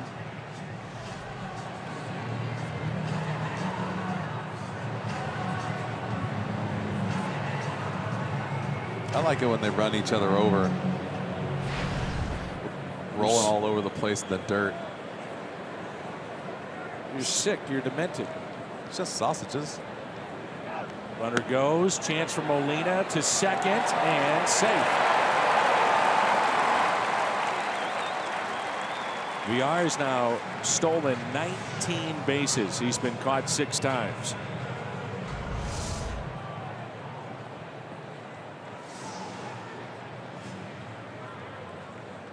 He got an incredible jump right there. There's nothing Yachty can do. Look at that. Pretty good throw by Yachty. Almost took off the umpire's head. Might not be a good spot to stand. Those 19 steals, tops in the National League. Starling Marte with 17. Billy Hamilton and Melvin Upton Jr. with 10. And the bunt is pushed foul.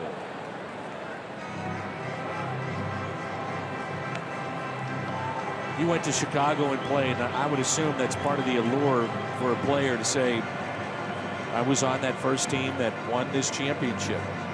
You know, the money's there, and obviously a great city, great place to play, fun place to play.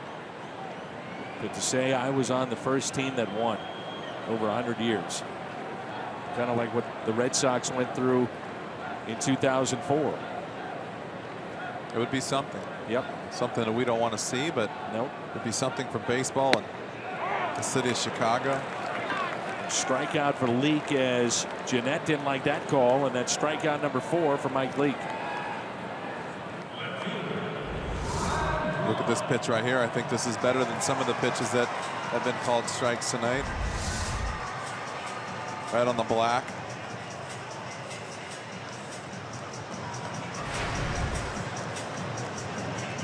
Braun could tie it up with one swing of the bat. 0 for 2 tonight, pair of groundouts. Hasn't looked comfortable at the plate, at least in the first 2 plate appearances. Well, he's been battling back issues for forever, and then wrist a little bit. Today, I think maybe the day before we came into town, he did something to his neck. And he lines it into the corner in right field. That'll score a run. Braun on his way to second base. Cuts a lead to 3-2. As you talked about, Jimmy, so good at going the other way. Brian Braun's the type of hitter that's looking to hit the ball the other way until you can prove to him that you're going to come inside, and then if you do and make a mistake, he's going to try to launch you up there by that slide. But that's vintage Braun right there, just really not trying to do too much. Almost feels like he can just let the ball get deep and serve it over there like Yachty does, but with a lot more power.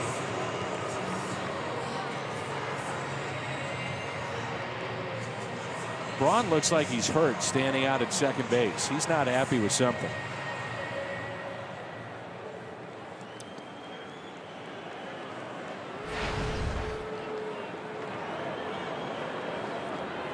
Jonathan Lucroy 2 for 2 with a home run and a double.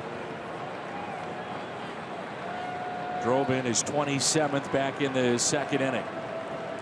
The tying run in scoring position. Even just going back to the bag, you can see it's just not quite right. You can tell right there a little bit. His neck not really running hard. Upper back, nothing's really moving. It's hard enough to play this game healthy, which if you're playing every day, that doesn't happen very often. But Lucroy with a fly ball out to left. There's Holiday, makes the catch. Braun back to the bag at second. Play this game in pain is a miserable day. Next time you want to grab seats, get the StubHub app. Not only will you find seats you'll love whenever you want, you can find the best seat for your buck when you sort by the best value. So get the StubHub app today. Well, it makes it interesting that if he's not running well and a base hit, we might be inclined to see a play at the plate. Because when right, when healthy, he runs pretty well. Really well. I'm saying right now, if there's a ball hit firm enough to the outfield that he's not going to score. He's not going to even try to score. Except for there's 2 outs. So, you know, he's going to run the best that he can, but he might not even use the third base coach here. He might just run as far as he can go and either keep going and run into an out or stop at third. But I know right now, I've been out there. He's hoping somebody hits a ball in the gap right here or a home run so he can not have to work so hard to get to the plate. Chris Carter tonight has struck out and also flied out to right. Molina sets up away again. Cardinals have been doing that time and again. Fastball catches the corner. 1 ball, 1 strike.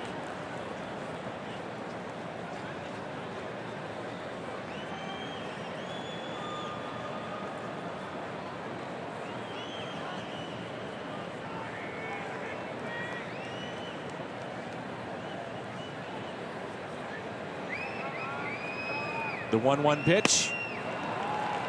1-2.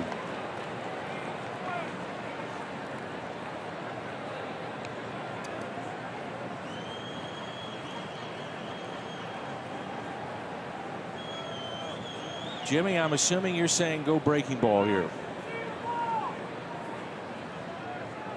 I'm hoping so.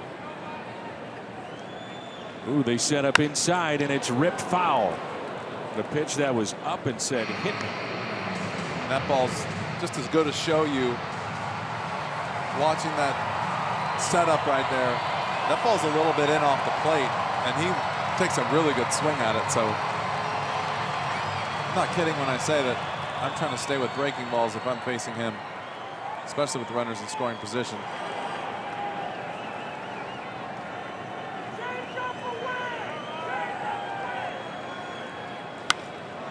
High fly ball lifted into right field. Calling for it. Piscotty, he's got it. So Braun is left stranded after cutting the lead to 3-2 as we head to inning number 7 in Milwaukee.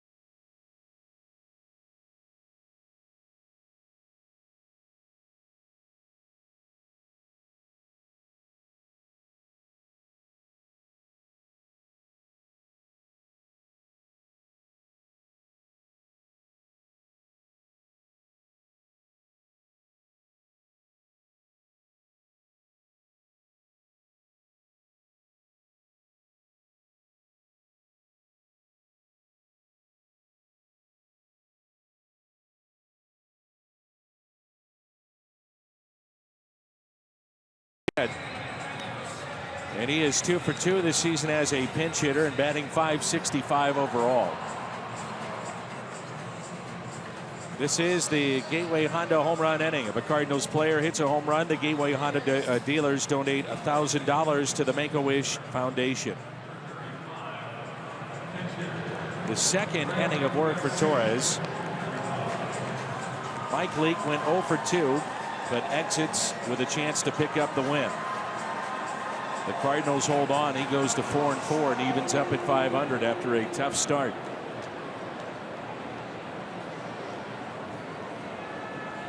(3-2) our score. First pitch to Garcia, taken for a ball inside and high.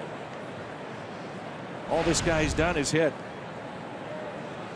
And the Cardinals have another decision coming up. They were hoping he could make that decision by Friday with Johnny Peralta after he cut his hand. It's going to take him a little bit more time to recoup with the stitches in his hand, and also it's all about timing as well, missing so much time in spring training. Every player is different too when you're under rehab. Some guys really quick, and some guys take a little bit more time. Just never know until you're literally in the moment. Get some good swings, and you can look good to the eye, but you know deep down in your heart if you're ready or not.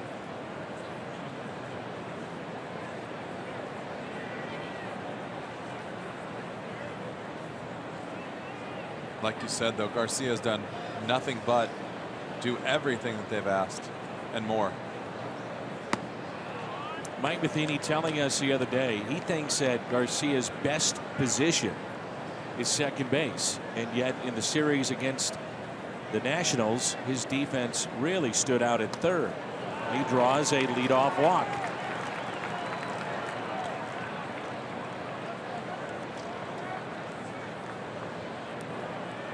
All Sunday, starting 2 hours prior to every home game, enjoy games, prizes, and free North Star ice cream treats while supplies last. That's in the Ford Plaza, presented by Prairie Farms. And again, if you have a ticket, or if you know someone that has tickets, tell them about the start time this Sunday, 7:05. To move from a day game to accommodate ESPN national television, 7:05 this Sunday.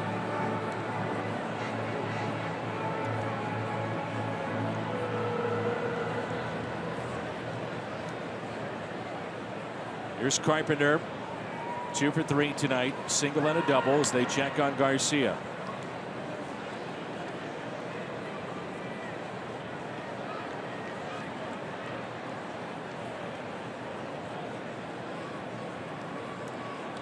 Torres came in inning number 6, had a 1-2-3 top of the 6th. First time we've seen him work from the stretch with a runner on, and that pitch taken inside. It was a 9-pitch at bat, first at bat for Carpenter. He doubled and scored, then was robbed by Carter, and then singled to right. I was going to tell you that, talk about hitting a lot. This is where you know a pitch is coming, and you got to lay off the pitch that you can't hit. So you're looking cutter here. He throws a lot of cutters. But if the cutter is in where it's supposed to be, you really can't do anything with it. So it's the ball you're going to have to lay off and try to get something out over the plate. It's uncomfortable to hit a cutter left-handed versus a right-handed pitcher. So even right there, Matt Carpenter knows that. Sometimes you just look for a way to do other things against a guy that you're not comfortable against, and moving a runner along right here, get somebody in scoring position might be the thing for him to do.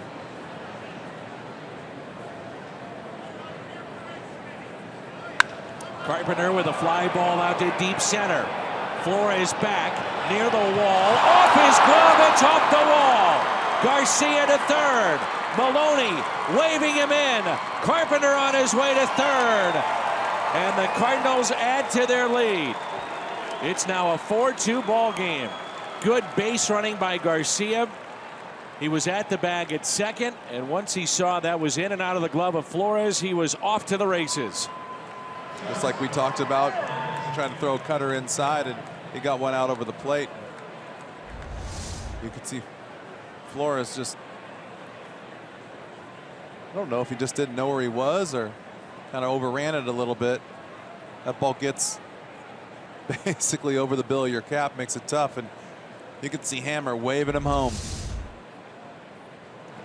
Infield drawn in for Ledmus Diaz. 2 infield hits. He's 2 for 3 with a run scored.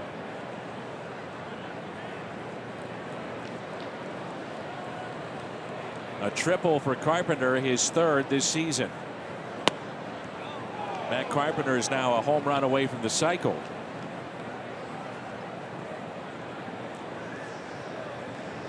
It's a tough pitch to hit right there. I don't know if that was a strike.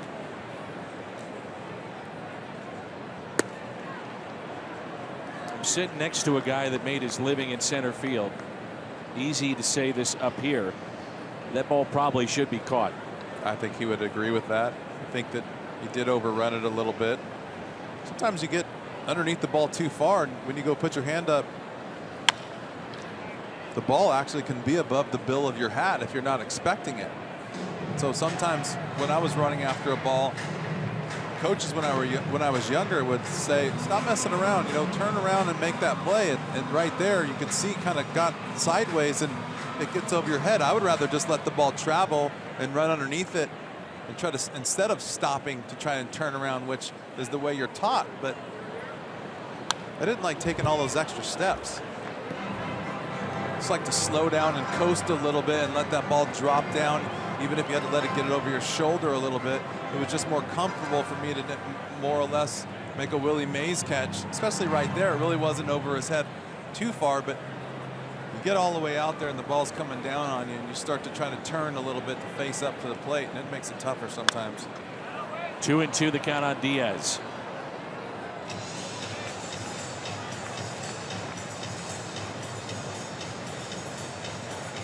Another reason why taking a direct route to the ball is so important.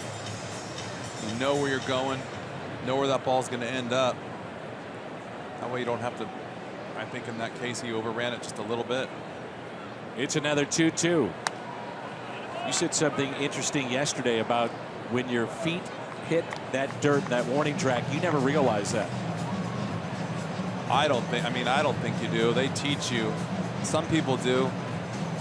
I felt like maybe for me, because I played a little bit more shallow, when my feet hit that dirt, that warning track, I was running harder than most. So I didn't have time to really think about where I was. And also I really needed to know where I was regardless of what part of the dirt I was on or what angle I was running. I just would rather look with my eyes, feel where I was at, than to rely on some kind of feel with your feet. Like I said, if you're running full speed, it's 2 steps. If you're jogging, it's 3 or 4 steps. And if you're running at an angle, it could be even more. You see the angle of the outfield here now too. It's outfields all have different funny angles. I don't take that chance. This has turned out to be a pretty good at bat here by Diaz. This will be pitch number 10 of this at bat. Right-hander continues to throw in the bullpen for Milwaukee. We'll see momentarily what direction the Cardinals will go into the bottom of the 7th. 3-2 pitch. Hit out of play. Another good thing about Diaz is been watching him all year, and he's been doing this since day one. Had a good plan. He fouls off good pitches. He hits pitches that he's supposed to hit. Sure, he's going to go through some spurts. And you give him a pitch to hit, he's going to hammer it. But he's been working good at bats all year. And here's another one. Diaz picks up his 10th walk.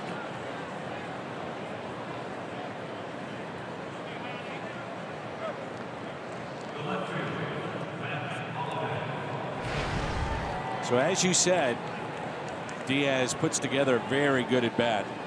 Multiple pitches. So 2 walks in the inning and the triple. And again, Holiday, a good chance to bust the game open. 4-2.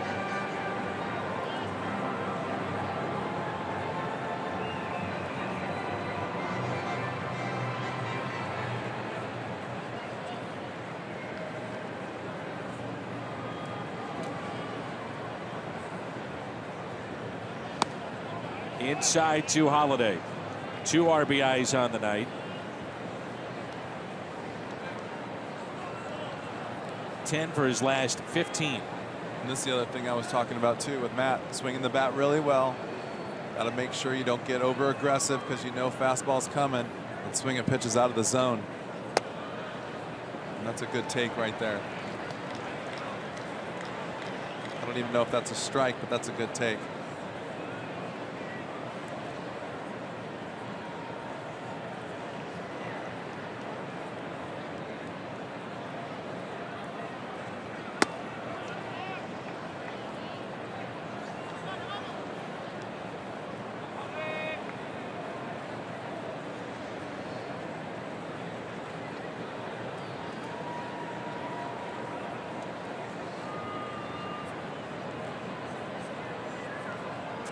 Two-one pitch.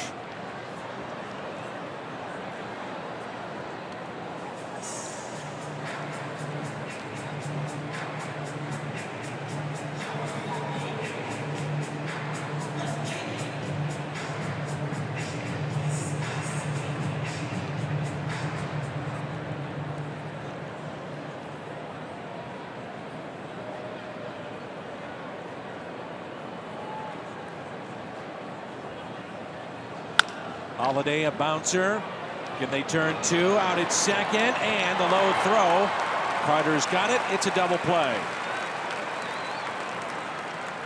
And with that, a run does score, and Angel Hernandez thought that was out number 3. Angel just flipped the ball right out there. You see Jonathan LaCroix turned around and gave him the 2 outs, buddy. We can all get lost out there once in a while. Oop. All right, let's nice head inning, to the fellas. whoa! Look at Jonathan. Oh. Game. This game sometimes will get you. That's funny. I don't know if I've ever seen that before where an umpire did that. Now, I've seen players do it. I think I've seen that before, but it's still funny. It is. Sorry, Angel. So the run scores, and the Cardinals have a 5-2 lead. Big happy birthday. 62 years old, Mike Basili. Mike watching on Fox Sports Midwest tonight. Happy birthday, 62 years young. Here's an 0-2 pitch to Stephen Piscotty. Piscotty on base 3 times tonight with a pair of walks and also an RBI single to right field.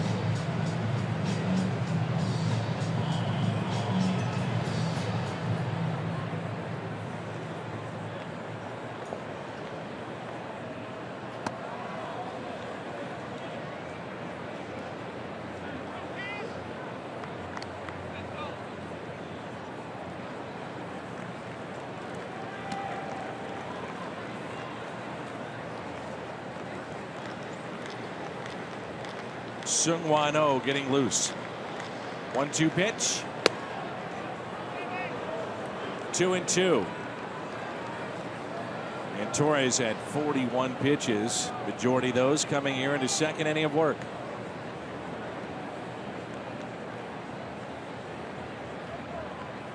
The 2-2.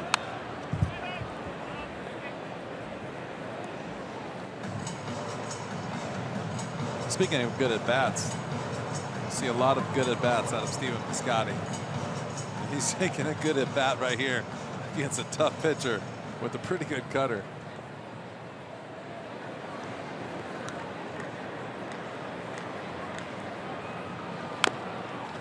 Ouch.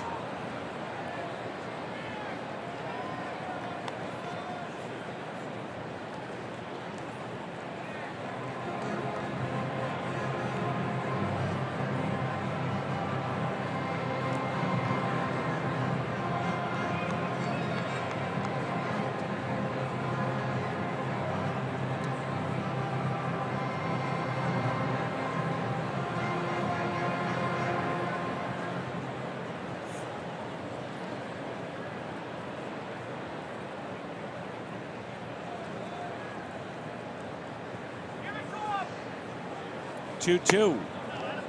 Boy, another very good at bat here by Stephen Piscotty. 3-2 the count. 2 outs, nobody on, and a 5-2 St. Louis lead.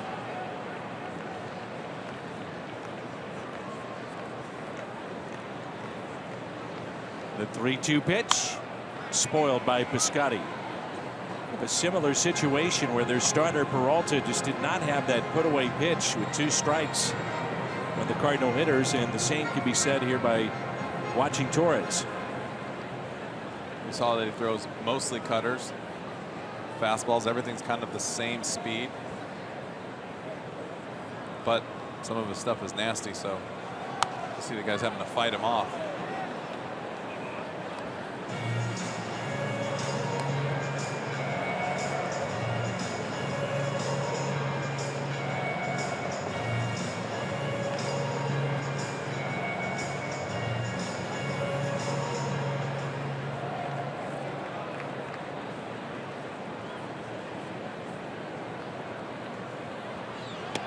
Piscotty, a called 3rd strike. He can't believe it.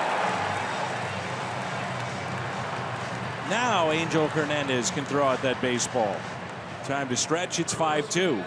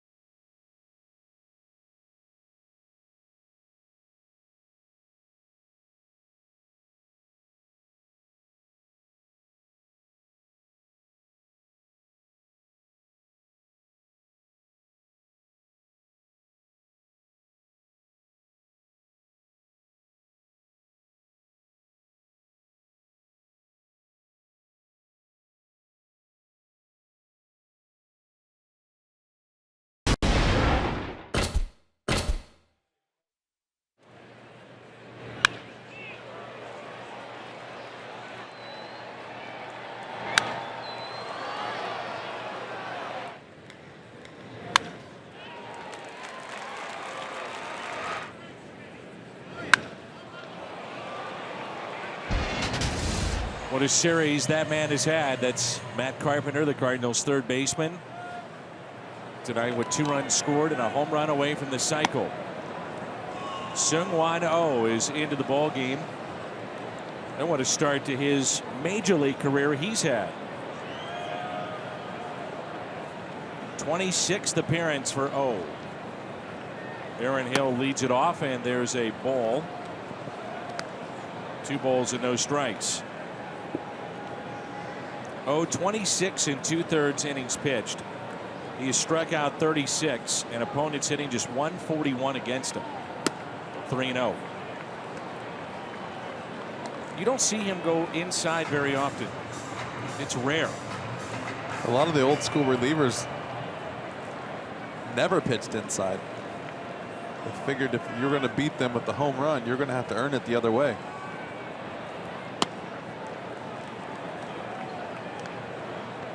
It's actually a really good game plan when the game's on the line.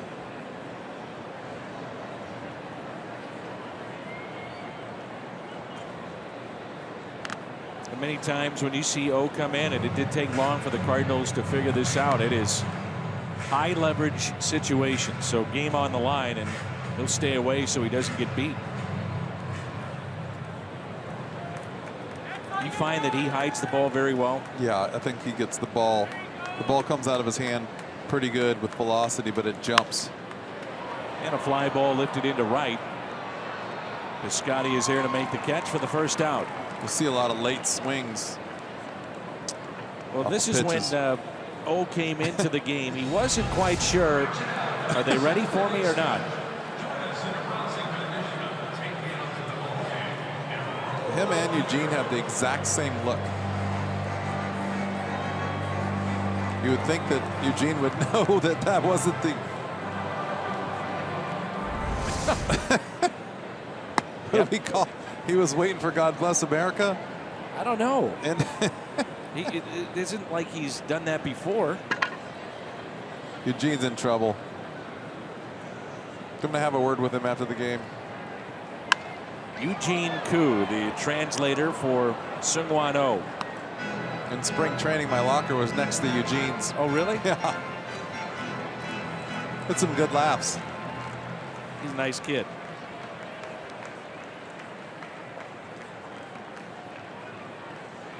Here's an 0-2 pitch.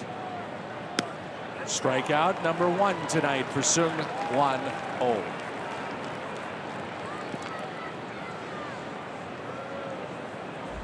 Plaza Tire Fox Tracks. I think he might have been looking breaking ball or something. Wow. No argument there. Been there, done that a few times. I'm sure that you guys up here in the booth and in the truck were wondering what I was looking for. We never questioned you. Never.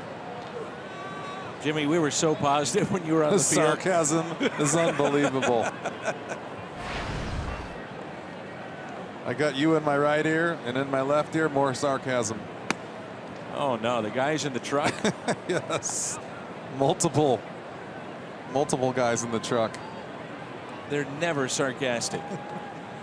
Here's a 1-1 pitch to Ramon Flores. Inside, 2 balls, 1 strike. And you can kind of see what I mean with O is you see a lot of guys get just a late look at it. It's late check swings. Balls are getting deep on the hands, pop-ups. Another one right there. This has a really good, smooth delivery and just good whip at the end. And I think he hides the ball a little bit, and it really does jump on hitters.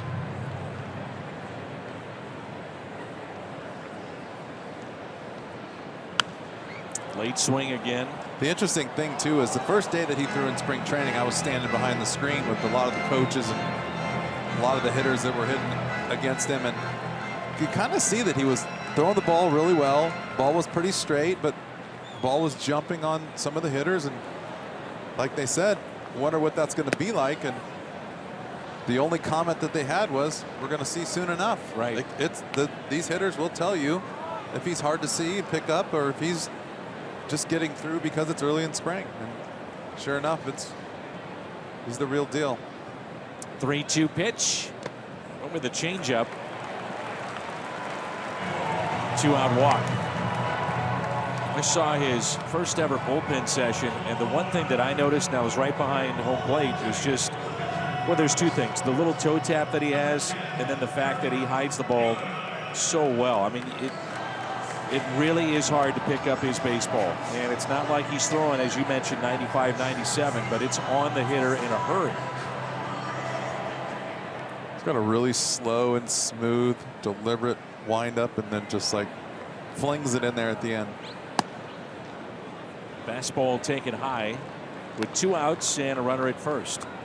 I think O's a little frustrated with his zone. I think, yeah, he's not the only one. I think when you watch guys like this, and what part of what makes them sneaky is watch how low his release point is in relationship to his head. He doesn't really get his arm up, and so that's what makes it sneaky, is the ball doesn't ever really separate from his body to be able to pick it up out of his hand. And his release point is like a football. It's kind of by his ear, and that's when you just don't see it until it jumps on you. This is Kirk Nieuwenhuis, who started game 1, coming off the bench. The 2-0 is now a 2-1 count. Yeah, you're right. It is from maybe that shoulder to the ear and then on the hitter. Tight. The shoulder area, low ear area. Yeah. You can see how quickly it gets from pulling the ball out of his glove to around by his head and then gone. Timing of that makes it really tough on the hitter. 2-1 pitch. Again late. Can't catch up. Hit out of play. Be interesting too if we go back and look at the hits that he's given up. How many have been pulled? I would venture to say not many. He hasn't given up many hits anyway, regardless.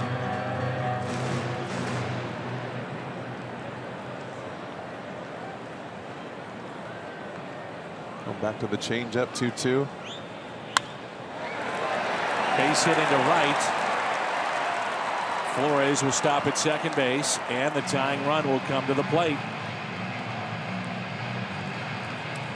You agree with those last 2 at bats with 2 strikes and 2 changeups? I don't really agree with that changeup right there, but the other thing too is I think you worry when giving up too many foul balls. Hard to really see from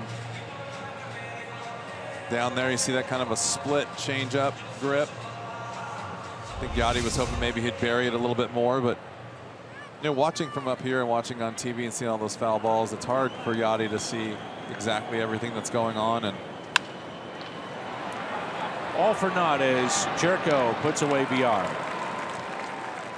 Brewers strand 2. We head to the 8th with the Cardinals leading by the score of 5-2.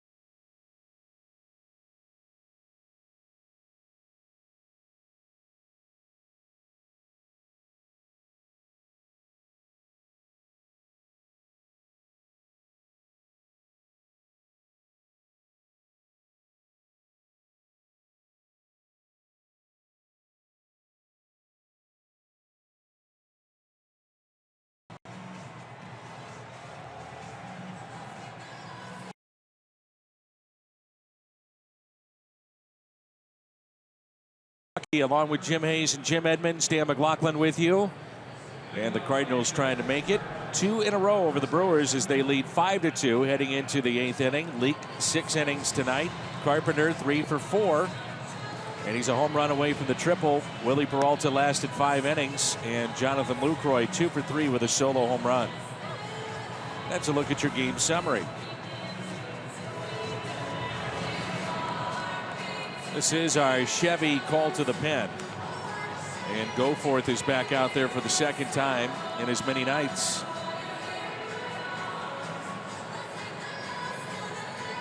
I wonder how long it's going to take them. Sorry, I wonder how long it's going to take them to stop shifting on Matt Adams. He's been blasting balls to the left side of the field. The shift on here. This is when you see Adams do it too, with a 3-run lead, start a little late inning, rally in a game, just get on base.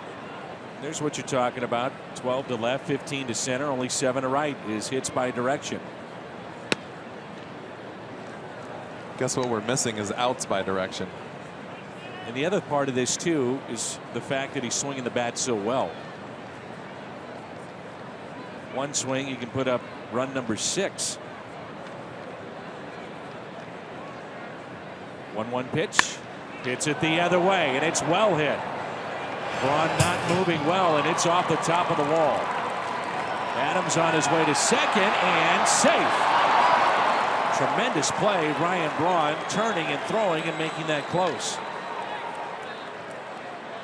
He's had a great arm, and he does a good job of playing the wall. Always throws the ball well and always throws the ball on the money. You see little improvising going on out there. A little tag between the legs. Trying to deke the runner. You don't see Ryan Braun throw the ball around the infield too often. The ball that he throws is always right on the money. He's really, really good at throwing the ball where he's supposed to throw it. Remember, he started his career as a third baseman, then moved to the outfield, had a number of errors at third as Grichuk pulls it foul.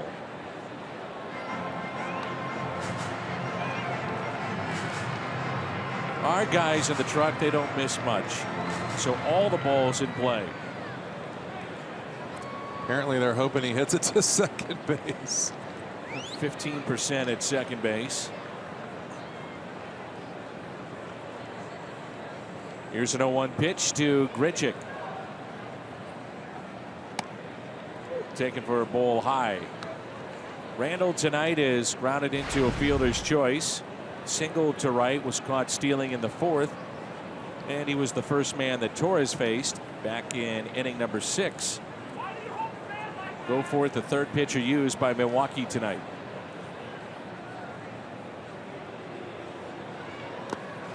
Ball scoots away. And Adams on his way to third. Talked about those wild pitches earlier. There were 3 in game 1 yesterday.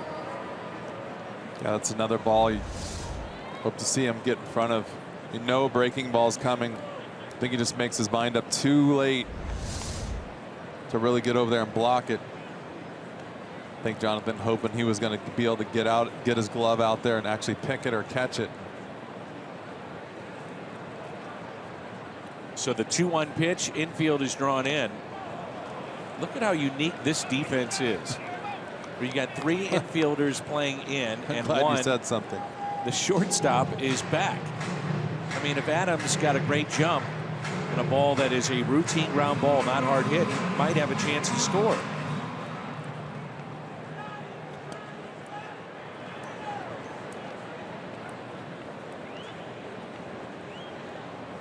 The 2-2. And a strikeout of Randall Grichuk.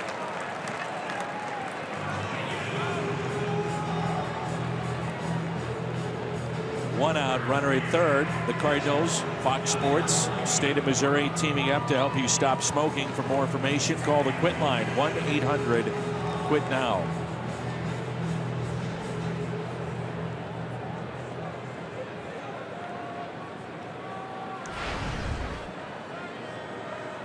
Here's Yadier Molina, 0 for 3, grounded out back in the 6th. Infield is drawn in.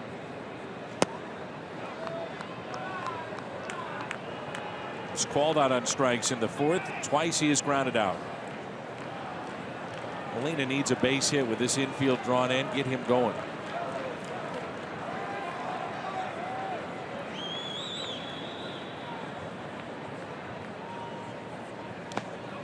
And Jimmy, you talked about it the other day, how teams are taking a harder look at resting players. If you win tonight, you have a day game tomorrow. You've already won the series. Now, granted, he did not play on Sunday, but it almost becomes a 2-for-1 with the off day on Thursday and get him ready for the weekend series. To me, the day before an off day for a guy who plays a lot is big. Sometimes that first day you take off, you're sore, stiff the next day after. So you take off Thursday, or let's say you sit on tomorrow, which is Wednesday, and then you play on Thursday. Sometimes you're a little stiff and you need to go out and move around a little bit. And you don't exactly get the full day off and you're a little worried about it, but those 2 days, getting the day off on Wednesday and a full day off on Thursday, your body tends to heal a little bit better and you feel better coming back to work on Friday. On 3-0. Takes a strike. Played with Scott Rowland, and when we would just have a normal day off, say he played on a Wednesday, we had Thursday off, he would go out and run. Because these one day off sometimes doesn't do your body good.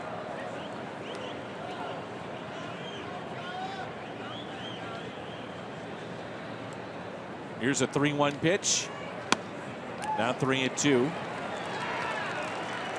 We are in the 8th. Jerko on deck. We will see Matt Carpenter hit one more time, and he's got a chance at the cycle tonight if he can pick up a home run.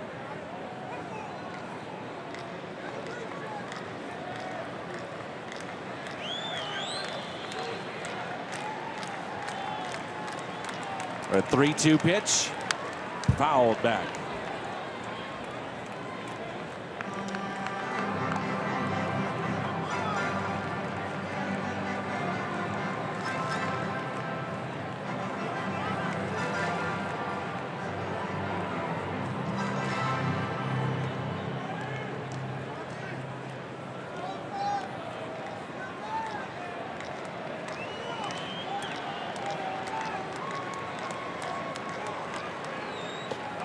Good at bat by Yadier Molina. For go forth, you're thinking now double play.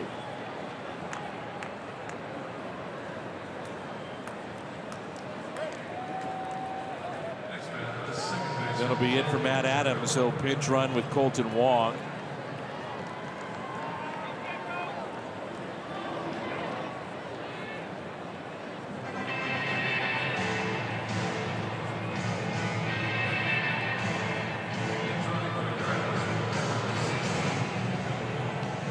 So Wong will be your pinch runner. Molina is at first base. Jed Jerker the hitter. Jeremy Hazelbaker has moved to the on deck circle. He would pinch hit for Seung-Hwan Oh.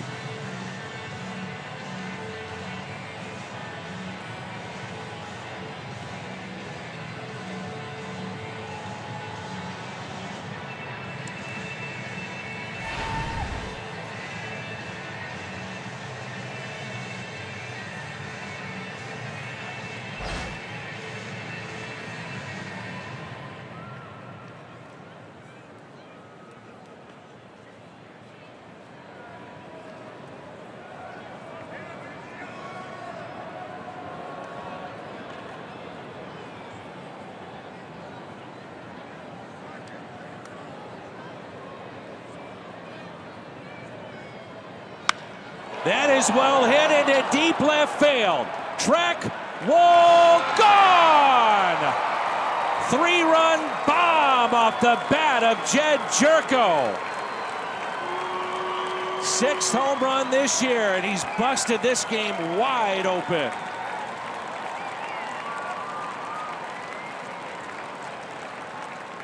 Hanging breaking ball, and Jed Jerko just crushed it.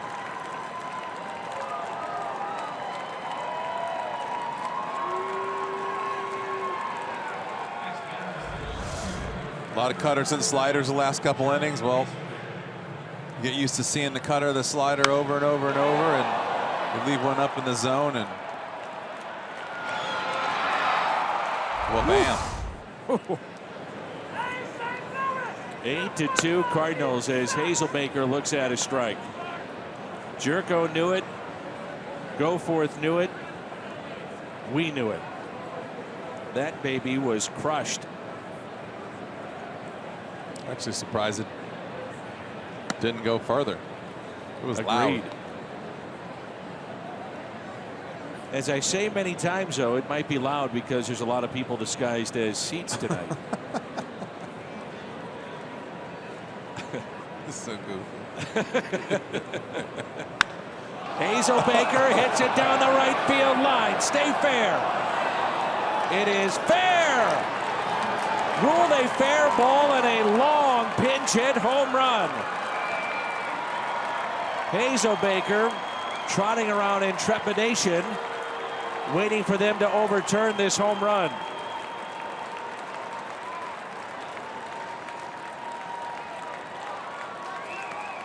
That ball went a long way. Yes, it did. Unfortunately, I think it might have been foul. Yep. The crazy thing to me is when I'm sitting up here, I'm watching that ball go in front of the foul pole and land where it landed. I'm trying to figure out why it's so hard down there sometimes. By the way, I should remind everyone we were involved in the first replay ever in Major League Baseball. And Tom Mee, our director, was in the truck that afternoon. We were in Florida, and it happened on this date back in 1999. We were in Florida. Cliff Floyd hit a ball that was ruled a double, and Frank Poli was the umpire. And Frank has since passed away, but he did something that he was not supposed to do. He went to our cameras to see as to whether or not at the old ballpark in Miami, if it was over the top of the wall or off the top of the wall. And Greg Gibson initially called that hit a double, and Leonard Coleman was the National League president at the time, and he was upset. They were not happy one bit that he went to a replay, and it was ruled a double thanks to Frank Poli. And it's a foul ball. So Hazelbaker heads back to the plate, and it was interesting because Frank Poli later said, yeah, I got in trouble, but so what? I got the play right. Yeah, I was going to say, you have to give him a lot of credit for getting the play right. I mean, it's so confusing sometimes when you go out there and you ask for help and they kind of all look like they didn't know what you're talking about. They didn't see the play. When sometimes the play is right in front of you. Sure. You get four guys that say, I don't know. Give him a lot of credit for going there and getting it right. I thought it was a shame when the kid in Detroit lost the perfect game. They could have easily Armando Galarraga fixed that. Hazelbaker on that pitch hits it out of play.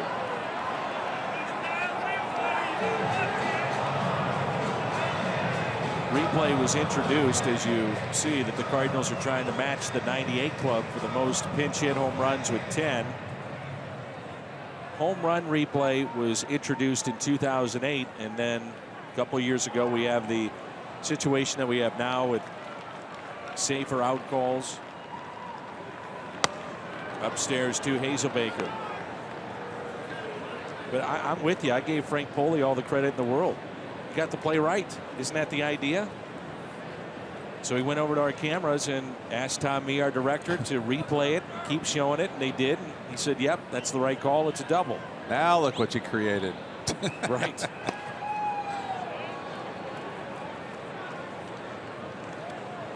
Man, he hit that a long way down the right field line. I was surprised where that one ended up. Ended up on that catwalk. I call it a catwalk, but a walkway up there, way, way, way past the outfield fence.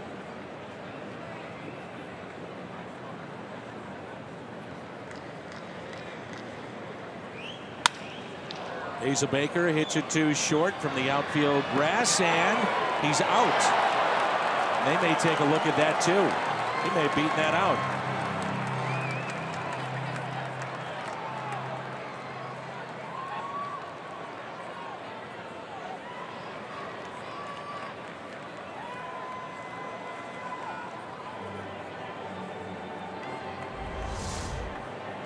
Let's take a look at it here. VR, the long throw. I thought he beat it out. And he did. He should be safe.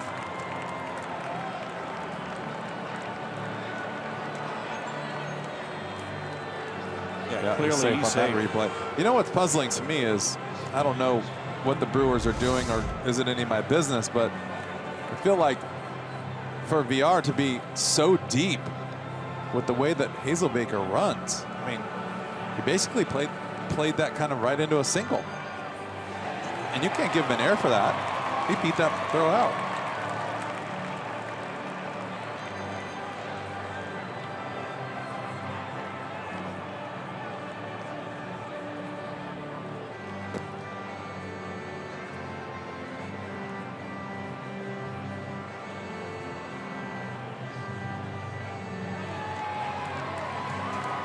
And the ruling is he is safe. So it's a hit for Jeremy Hazelbaker. What, does he get down the line or what? Wow. I mean, I don't mean to be critical, but that surprises me that he played so deep. He was probably 4 feet in the outfield grass at shortstop. And credit Hazelbaker. I mean, he's flying down the line.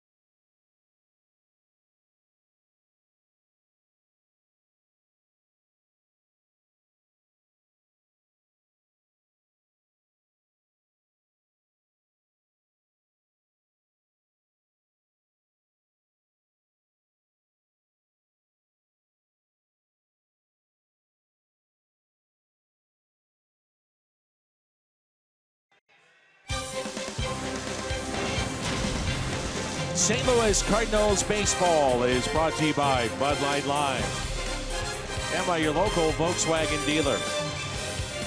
It's the rare combination of having an overturned home run call and then having to go to replay because he beats out an infield hit and go to replay for that. But that's the case here with Jeremy Hazelbaker. He stands at first base, and Matt Carpenter is now a home run away from the cycle. Carpenter, a double,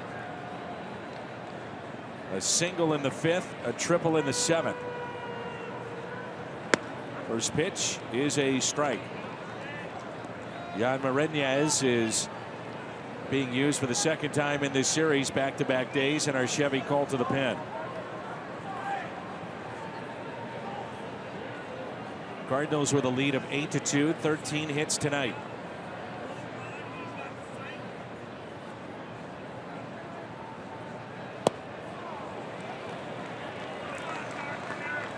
A player knows when he's going for a cycle, does he not? Yes. Okay.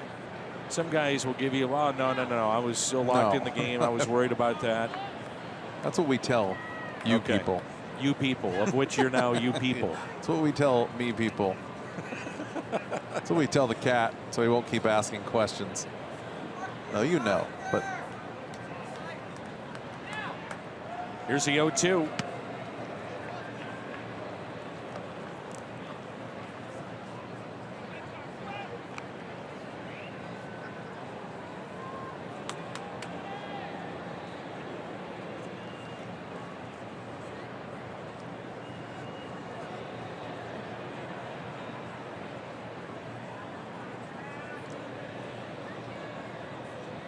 The 1-2 pitch. Saw Craig Counsell go out and visit with the home plate umpire, Angel Hernandez, just to make sure there was a crew chief review, and then to have a review right after that this late in the game. Carpenter, Diaz, Holiday, Piscotty have been on base 11 times in this game. 1, 2, 3, and 4 in this lineup. Here's a 1-2 pitch. Ooh. He got a pitch to hit right there, didn't he? Yes, sir. These guys at the top of the lineup have been putting on a show last 2 days. Just for you.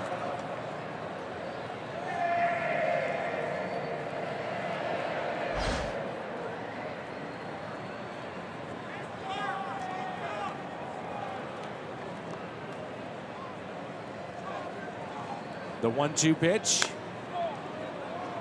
Ouch.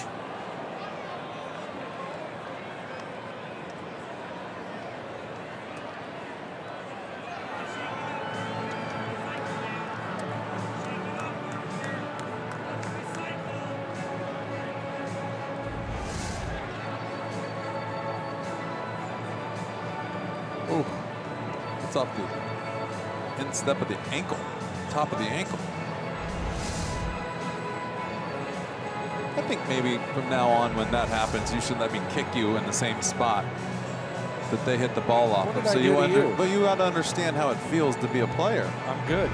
It's been a while. You played when you were younger. Sure, but it's been a long time. That's why I did it back then. Maybe we could get the cat up here and we can start doing it to him.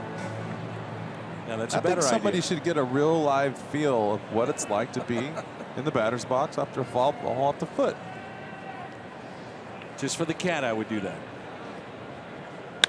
1-2 is hit down the left field line and slicing foul and out of play.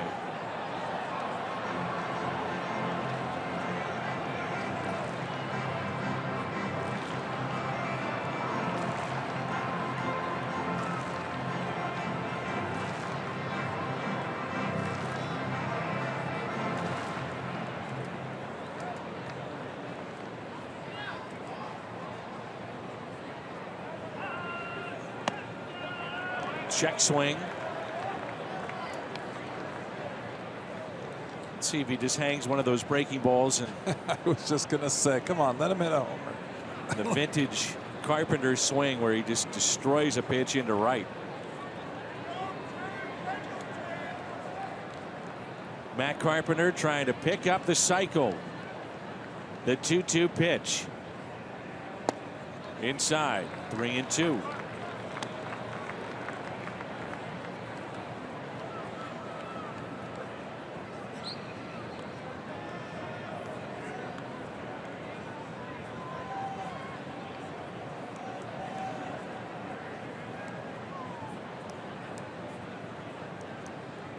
Three-two on its way to Carpenter. Ripped into the corner in right. Another 4-hit day for Matt Carpenter. Hazelbaker will score. Carpenter on his way to third and diving in head first with his second triple of the night.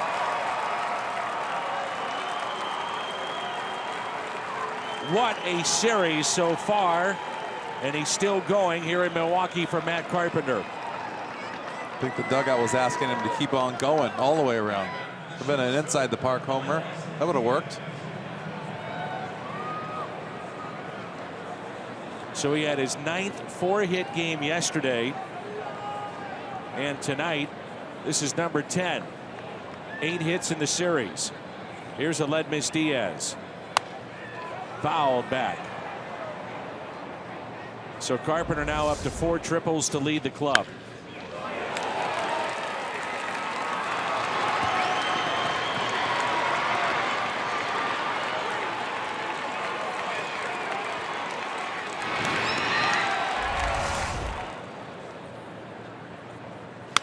Diaz pulls it fair. Carpenter on his way to the plate. Diaz is out as Matt scores.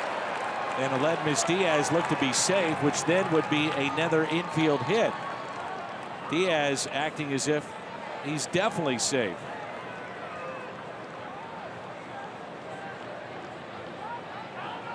Boy, that was close. And you're Mike Matheny. You have to challenge this for your players. You have to do it for your players. You have to. Same thing with Joe Madden the other day. If you don't challenge this, then why is he busting his butt down the line? And that was kind of the reason Joe Madden gave me the other day when I went down in the locker room. But he did that the other night with Addison Russell. That's really close.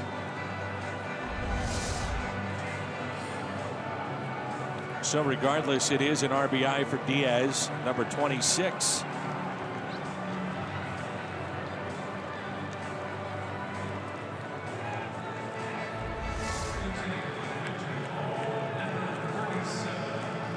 That's close. That's really close, and he is just out. I think, Mike, if it was intended to, would force the issue a little bit more.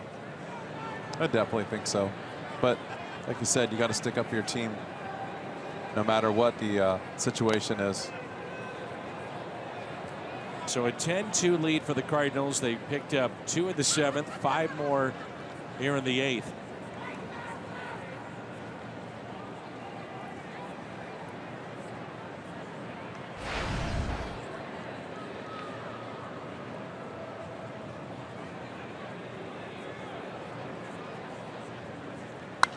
Moss, who struck out 4 times in game 1, gets it out of play.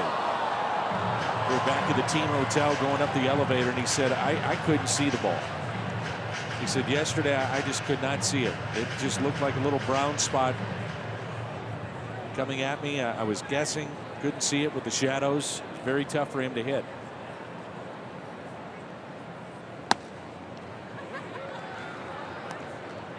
One ball and 2 strikes.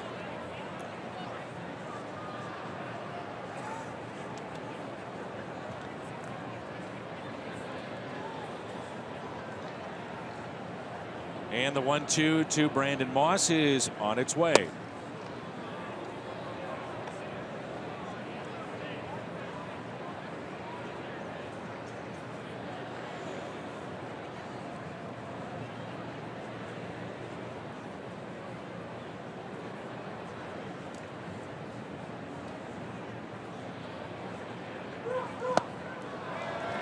Took some off it and a strikeout of Moss. Big inning for the Cardinals. They have a lead of 10-2. Jeremy Hazelbaker had an at-bat that was challenged not once but twice. He thought he had a pinch hit home run. He picked up an infield hit. Before that, though, Jed Jerko, no review necessary. Launched it into left center for a 3-run homer.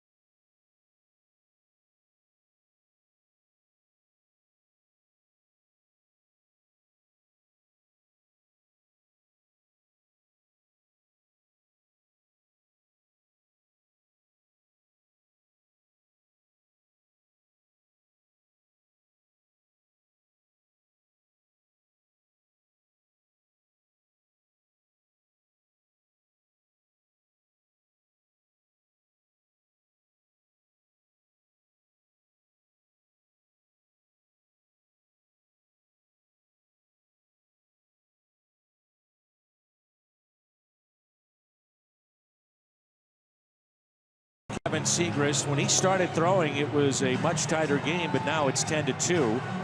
So he's up and loose. He comes in, 23rd appearance. The last time that a Cardinal had back-to-back 4-hit games, it was a short-lived career, kind of a hack, but still wore that Cardinal uniform with pride. His name was Jim Edmonds. You've got both hands up. Woohoo! 2003. That was so long ago. So you don't remember? No, I hit my head too many times. Too many run-ins with the wall. You didn't hit me when I called you a hack.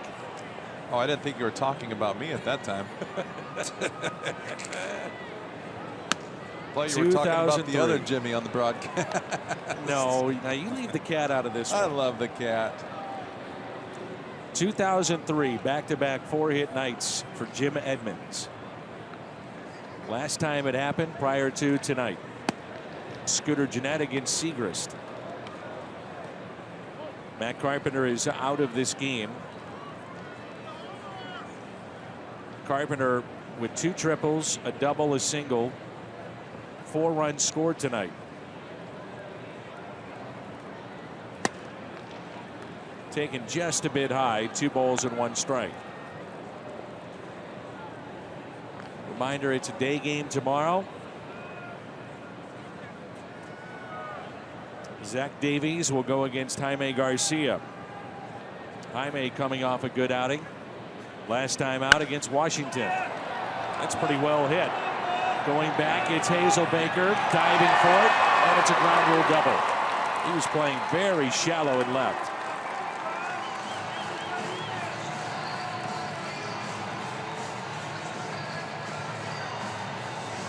Slow to get up. Seems to be all right.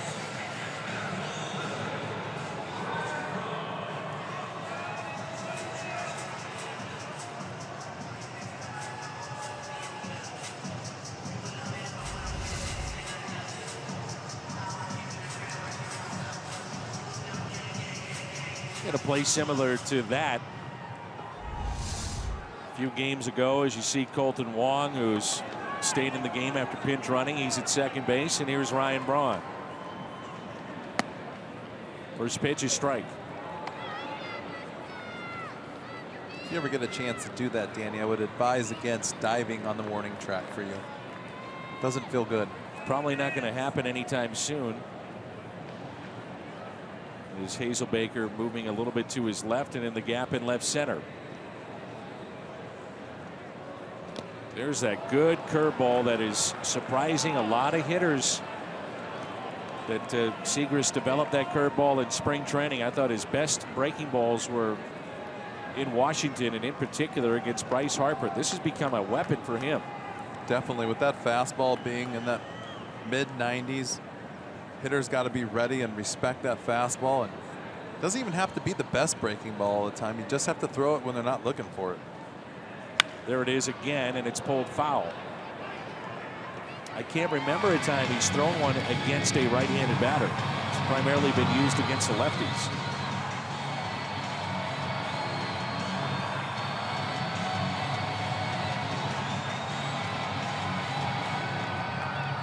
Trying to fire up this crowd. Late inning rally. All 2,000 of them. 0-2 pitch. Fastball hit out of play. But as you said, and I agree with you, is that when the team is going well, and clearly they're not right now, this place fills up and it gets loud, and there's good crowds and they're passionate fans. It's a good baseball town. A city and a region that really focuses on the Green Bay Packers. Fastball misses down and in.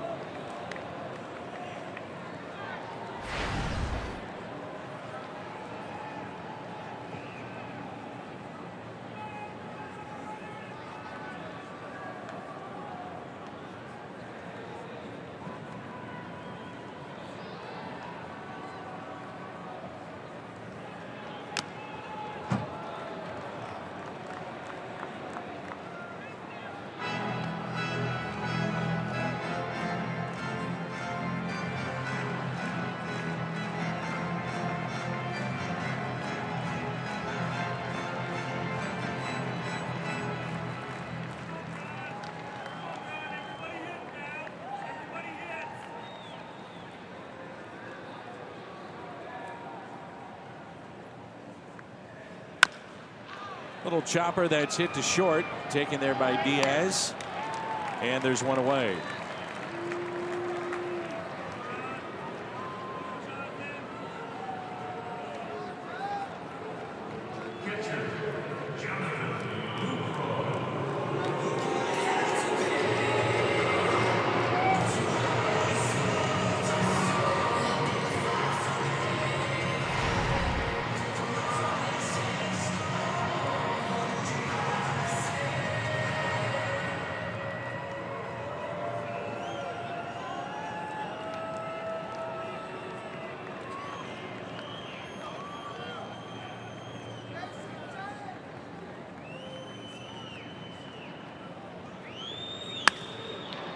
And a high fly ball.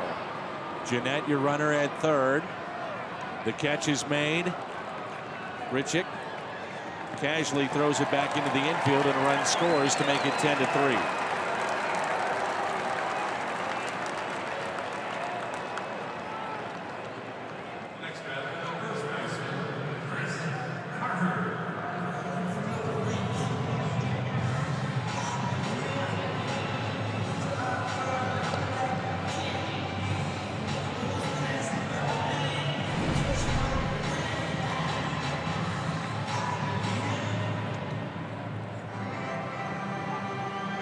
Coverage begins at noon tomorrow. Jaime Garcia on the mound for St. Louis. 2 outs and nobody on. As Carter on the first pitch pops it up. Who wants it? It's Molina, and he makes the catch, calling out Brandon Moss. That'll send us to the 9th inning. St. Louis on top. It's 10-3.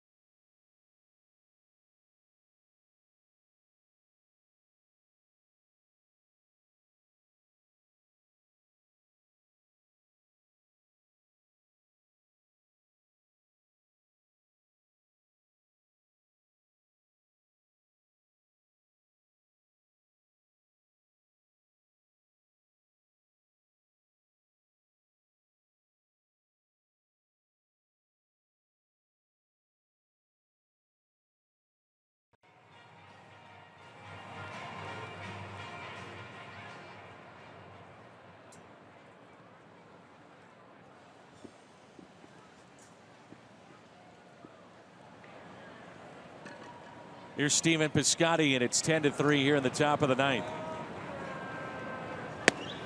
What did Brad just say? I think Bradley just said, I can't believe you just asked me that on air. I think he said his daddy's strength has kicked in full strength. Okay. Just became a brand new dad. Bradley, we are listening to you, my friend. 0-2. That's good stuff. I had the distinct pleasure to work a post-game show with the one and only Brad Thompson.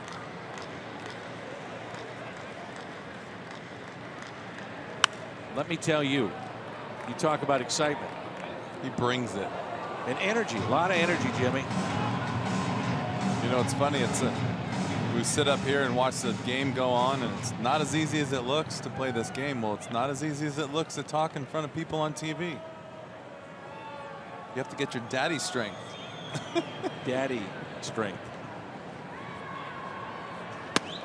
Breaking ball, and Piscotty strikes out.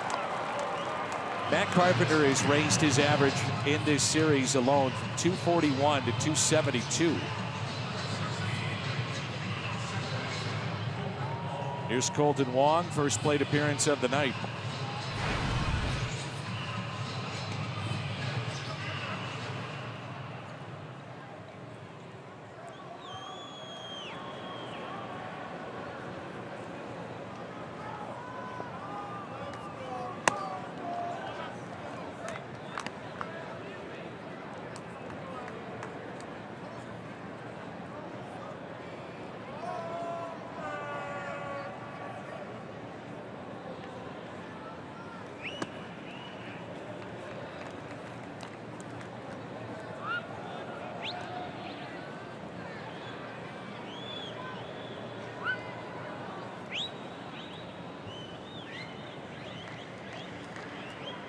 The 2-0. Taken low, 3 balls and no strikes on Colton Wong.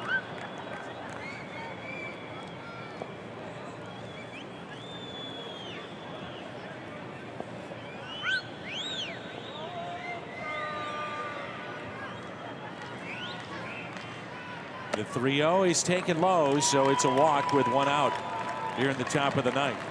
Saw Jonathan Broxton up and throwing, and you might think that this would be a spot for Bowman, Kieckeffer. I would assume that Mike Matheny is trying to get him right. He's been roughed up a little bit the last couple of weeks. That and a little bit of work. Maybe needs to throw a little bit more.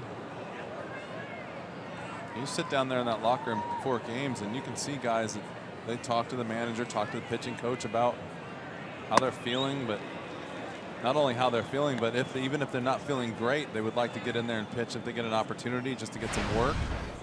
Maybe a couple days in a row is better for certain guys. 1-0 pitch to Grichuk. Tapped foul. 1 ball, 1 strike.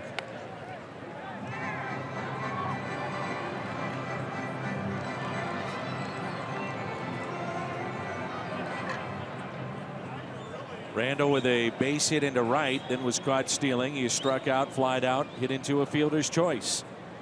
And the 1-1. Up and in. Yadier Molina is on deck.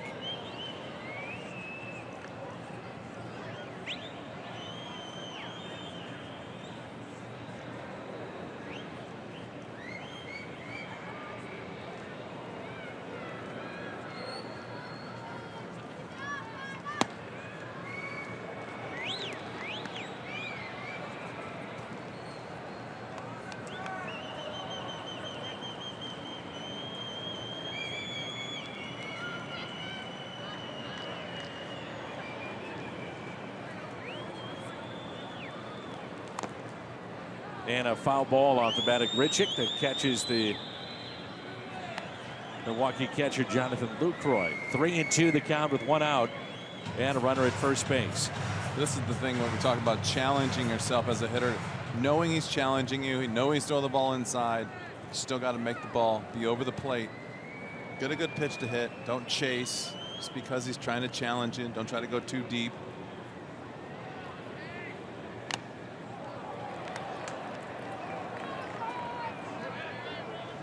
See Randall just shaking his head a little bit. He had the best spring, at least make the case for it, of anybody in a Cardinals uniform offensively. And then since that Pittsburgh series to open the year, it's been catch up ever since.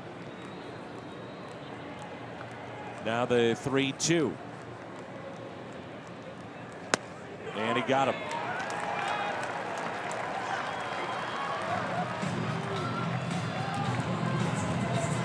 Right there, threw a lot of fastballs in, got him sped up, and then I think that was probably the best breaking ball of the night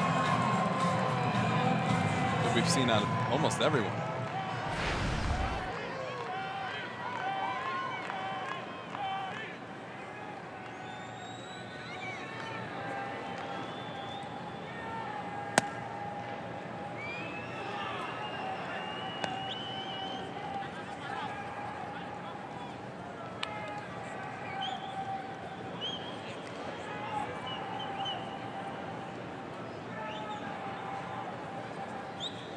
Here's a 1-0 pitch with 2 outs.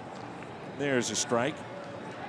Molina walked and scored, part of the 5-run 8th. Cardinals with 14 hits tonight. They've out-hit Milwaukee 14-7. They lead 10-3. Here's a 1-1 pitch to Molina. Grounder hit to short. That sends us to the bottom of the 9th. Broxton coming on when we come back in a 10-3 St. Louis lead.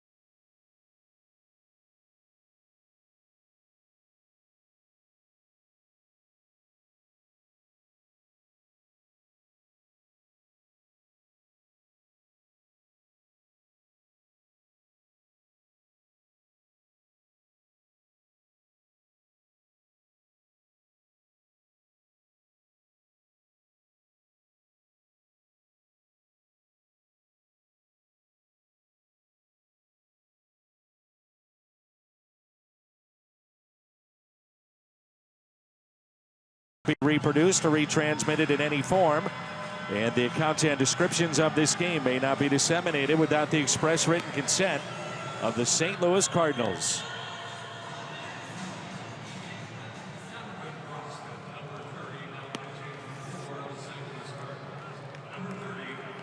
Chevy call to the pen takes us to Jonathan Broxton, his 21st appearance this year. Aaron Hill will be the hitter. So you may be wondering why Broxton. Well, last 2 weeks, been up and down. Maybe get him on track, get some work in. So here he is. 10-3 Cardinals here in the bottom of the 9th. And the first pitch is taken for a strike. You know, Dan, that's why I don't wonder very often. Just watch the game and enjoy big league baseball. Let the manager make the decisions. We sit back up here and talk about it.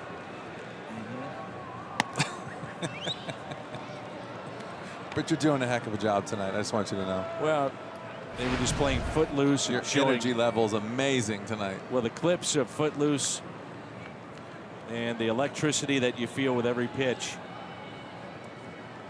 just brings out the best in you. This might be one of the first times I've seen you stand up and really get energized. Well, most of the time I do call the game sitting down, but I decided to stand up. Watching Footloose, Kevin Bacon, doesn't get much better than that. I think I'm going to stand up with you. Just heard you go, oh, yeah, as you stood up. That was a little too many walks through the park today. Trying to find your golf ball. Yes, sir. 2-2 the count on Aaron Hill. Good fastball at 96. That pitch exploded in. See this ball trying to go down and away, but it really takes off inside. And that little spot right there, Fox tracks, you do a little up and in. If you hit that corner right there, it is very hard to hit.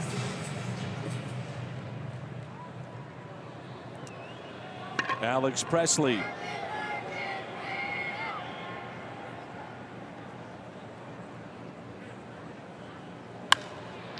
First pitch hit out of play. And how quickly the season has turned in the right direction now for Mike Leake. Another solid outing here tonight. 6 innings, 2 runs on 5 hits. Chance to pick up the victory.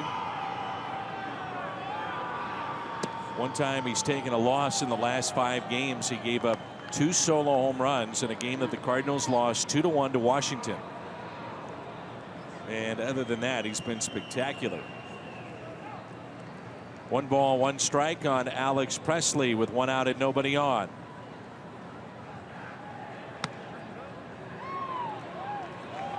One and 2.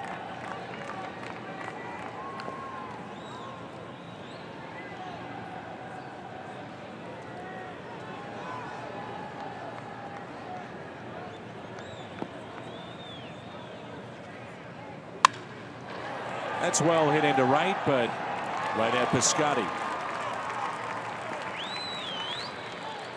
We turn to our Budweiser players of the game. Back-to-back nights for Matt Carpenter with a 4-hit attack from him at the top of the lineup. Matt Holliday, career hit number 1,000 with the St. Louis Cardinals. In the last 40 games at Miller Park against the Cardinals, with a win here tonight, the Cardinals go to 30-10 in the last 40 at this ballpark. It's hard enough to win on the road, but to win at that clip is exceptional. Yeah, it's puzzling that it's that big of a deal. I can't even imagine going into a ballpark and having that much success, but it does seem like we're here a lot.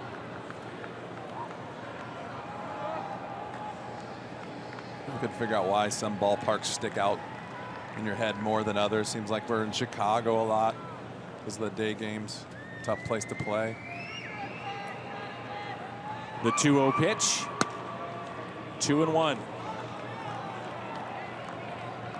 Well, Jimmy, we're in the Central Division, so the majority of the games that you're going to play will be inside the Central, which means you're going to see Milwaukee and Chicago maybe a little bit more than others. Is that so? Yeah. Oh. Changed the game since I left. Ooh, watch out. Right by Bill Miller. But it does. It seems like that you're in certain parks more than others, I think. And it's, I don't know, I think this is, like I said, this is a nice place to play. Always temperature controlled. And usually a lot of Cardinal fans, which is the case right behind the Cardinals dugout. And the 2-2 pitch from Broxton to Ramon Flores. Can he finish it off with this one?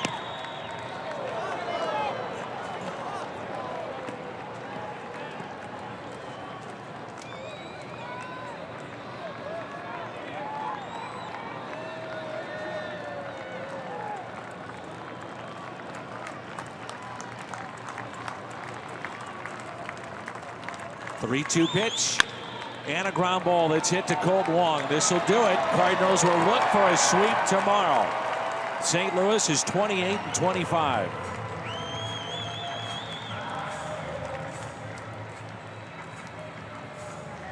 The dominance continues here at this ballpark for the Cardinals. Yes, sir. Mike Leake with a nice performance tonight. And what else can you say about that offense? 10 runs, 14 hits.